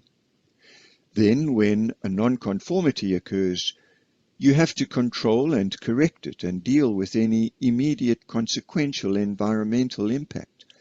Once it has been contained and impact addressed, you are required to evaluate the need for corrective action to eliminate whatever caused the non-conformity and prevent similar potential non-conformities from occurring.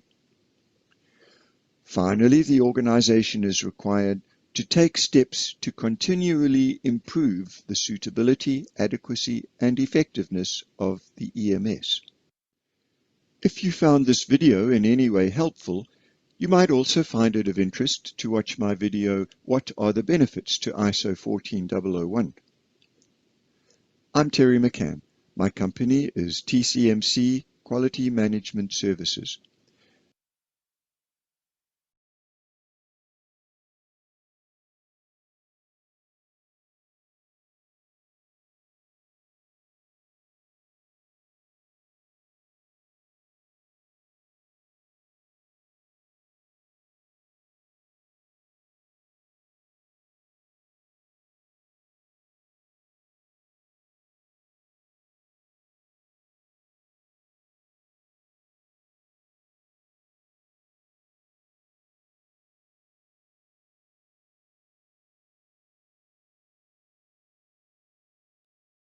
Right. Quality management, environmental management ගැන තියෙන ඒවා මම share කරන්නම්. So make a generic standard means these two, ඒ කියන්නේ 9001 and 14001, quality and the environmental management. Generic means that same standards can be applied any organization, large or small, whatever the product or service. මොන product එක තිබ්බත් service එක තිබ්බත් they have to work with the environment, they have to work under the quality process. ඒ හින්දා අපිට ඒ ගැන බය වෙන්න දෙයක් නැහැ. And in any sector of activity, whether it business, enterprise, public administration, hari government department, ඔය හැම දෙයකම මේ two standards follow කරන්න පුළුවන්. Right? And generic also signifies that no matter what organization scope or activities. එතකොට මේ quality management ගැන මම quality කියලා දෙන්නේ, you are not in the strategic position to get those kind of decisions. ඒ කියන්නේ අපේ ආයතනයේට මේ වගේ quality management එකක්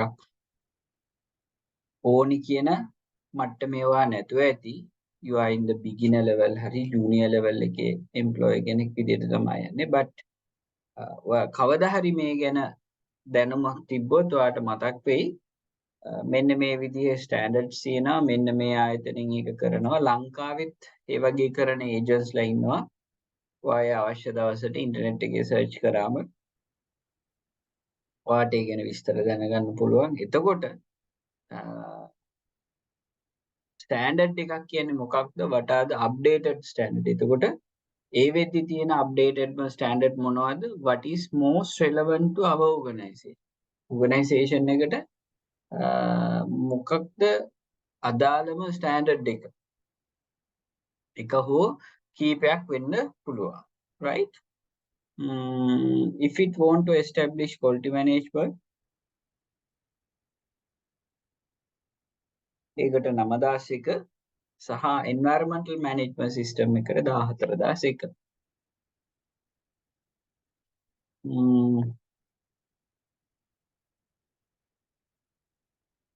එතකොට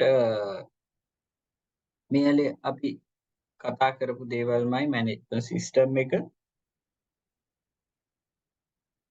Management system means what the organization does to manage its processes or activities in order to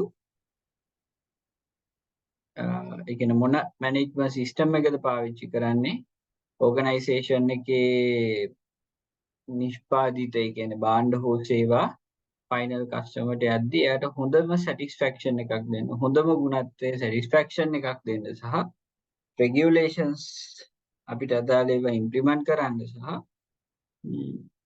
පරිසරයේ පැත්තෙන් ගත්තොත් environmental objectives. ඊට පස්සේ ආයතනයේ වැඩ කරන අයට මේක system එක හදනවා වගේම everyone is clear about who is responsible.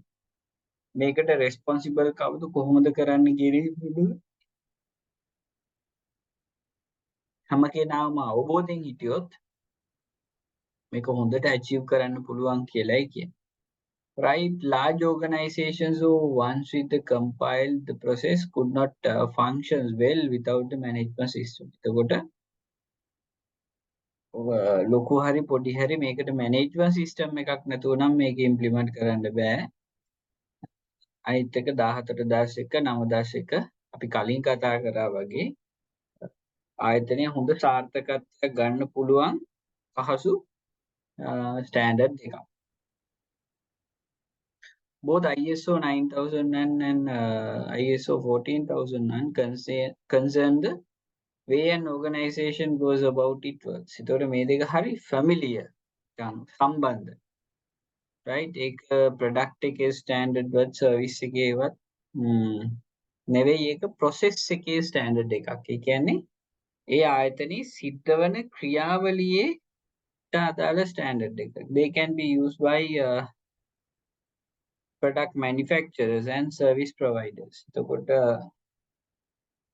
product manufacture කරන අයයි අනිත් එක service සේවා සපයන අයයි දෙගොල්ලම මේක භාවිතා කරනවා. right? Processes කිව්වම මේක final product service එක යන කම්ම තියෙන processes මේකට අදාළ වෙනවා කියලා කියන්නේ. ඊට පස්සේ මේක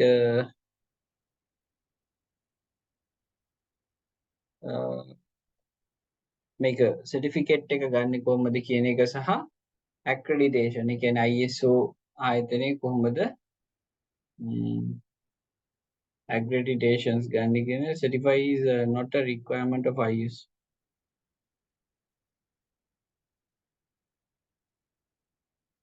Right. ඔය විදිහට ගත්තොත්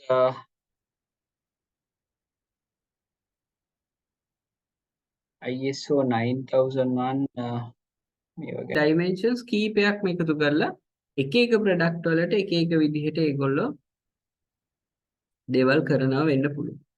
Right? Okay. Right. So this is the finally self-study that we have to cover up. The strategic questions to ask when building a company strategy. The company strategy එකක් බලද්දී අපි බලන්න ඕන දේවල්. Right? This is one of the things that you have to do the self studies, especially the target market. The biggest challenge is challenges are companies facing. Monagi challenges is that environmental issues. එහෙම නැත්නම් import bans සම්බන්ධව තියෙන issues. And how can you improve the company's current products? දැන් තියෙනවා improve කරන්න කොහොමද? ඒවා අනුව ඒක environmental friendly විදියට කරොත් then we can use the environmental friendly strategy. How did the company get to where it is? කොහෙද තියෙන්නේ company එකට යන්න පුළුවන් කොහොමද? Right? ඔබේ අත ළඟම ගනුදෙනු සිදුවන තැන ඒ වගේ marketing strategies තියෙන්නේ එයාගේ ඕන තැනක ඔයාට තියෙනවා. Where does the company wants to go? මොනවද කොහෙද යන්න ඕන? මොන වගේ දෙයක්ද කරන්න ඕන? What should the company do more?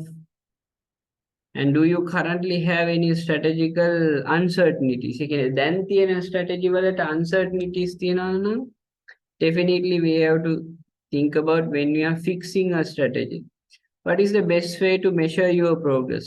කොහොමද අපි progress එක මනින්නේ? Is that sales? Is that number of products? Is that our customer base? Is that our loyal customer base? Or the profit? Right? Debt, assets, ඒ වගේද මනින්නේ. So how we have to do? Are your employees committed to helping each others? කොහොමද අපේ employees ලගේ culture එක? How will engage the motivate your team? Team එක motivate කරන්නේ කොහොමද? ඒගොල්ලන්ට sales target දෙනවද? නැත්නම් හැමෝටම equally සලකනවද? ඊට පස්සේ මොනවද ඒගොල්ලන්ට දෙන්නේ? How will train the develop your team? And what is the best way to serve shareholders? So likewise, we can identify the different strategies and approaching. When we are moving to the strategy, we can use different kind of methods, which I have mentioned here. Right, so this is the end of the session. So if you have any matter, we can discuss. You can put any questions on the chat, or else thank you very much for the participation. If you don't have any doubts or anything to clarify, you can leave. Thank you very much, and good night.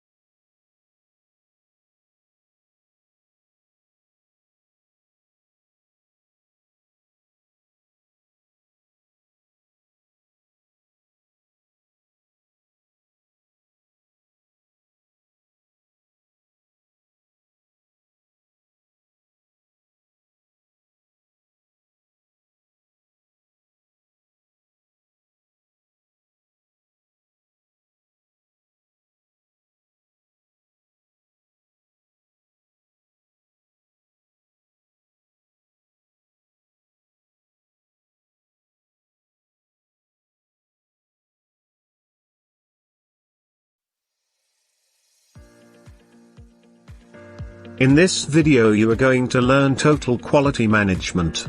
Topics I have discussed in this video are: what is total quality management? 7 principles of total quality management, advantages of total quality management, and disadvantages of total quality management.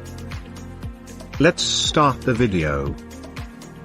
Total quality management, or TQM, is a structured approach to overall organizational management.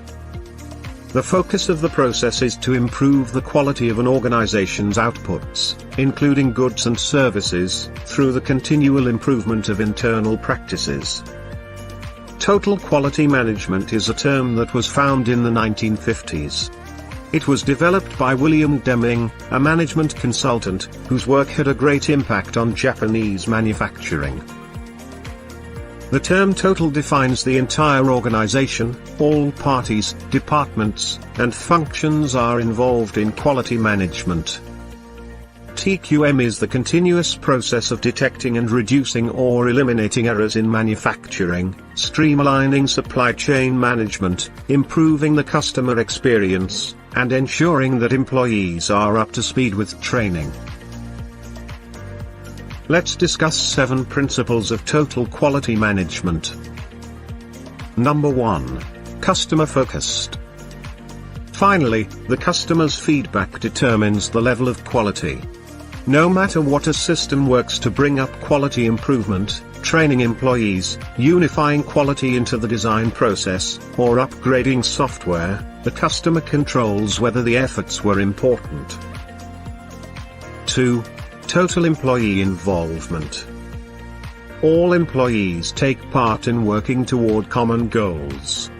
Total employee engagement can only be obtained after they have moved fear from the organization, when employee empowerment has occurred, and when management has created the proper environment. High-performance work systems involve continuous improvement efforts with normal business activities. 3. Process-centered. A fundamental part of TQM is its focus on process thinking. A process is a series of steps that take inputs from suppliers and transform them into outputs that are delivered to customers. The steps required to carry out the process are defined, and we should continuously monitor performance measures in order to detect unexpected variation. 4. Integrated system. An organization should have an integrated system that provides effective total quality management. This may be an implied system, or one based on a quality standard such as ISO 9001, but it should be understood and applied across all functions and divisions of the organization. 5. Decision-making based on facts.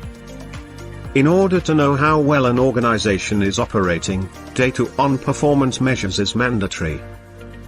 Total quality management requires that an organization frequently collect and analyze data, in order to improve decision-making accuracy. 6. Strategic and systematic approach. A significant part of the management of quality is the strategic or systematic approach to achieving an organizational goal. This process is called strategic planning or strategic management, and this includes the formation of a strategic plan that combines quality as a core component. Number 7. Communication. During day-to-day operation and times of organizational change, effective communication plays a significant part in maintaining morale and motivating employees at all levels. Communication involves strategies, practice, and timeliness. Here is a question for you. Quality practices must be carried out. Your options are: at the start of the project, throughout the life of the project, at the end of the project. No need to carry out quality practices. Give the answer in the comments section. Now move on to advantages of total quality management. The advantages of TQM include defect reduction. Total quality management has a strong influence in improving quality within a process, rather than checking out quality into a process. This not only reduces the time required to fix errors, but makes it less significant to employ a team of quality assurance personnel. Productivity improvement.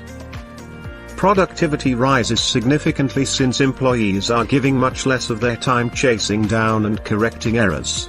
Increased productivity produces more output per employee, which often results in increased profits. Cost reduction.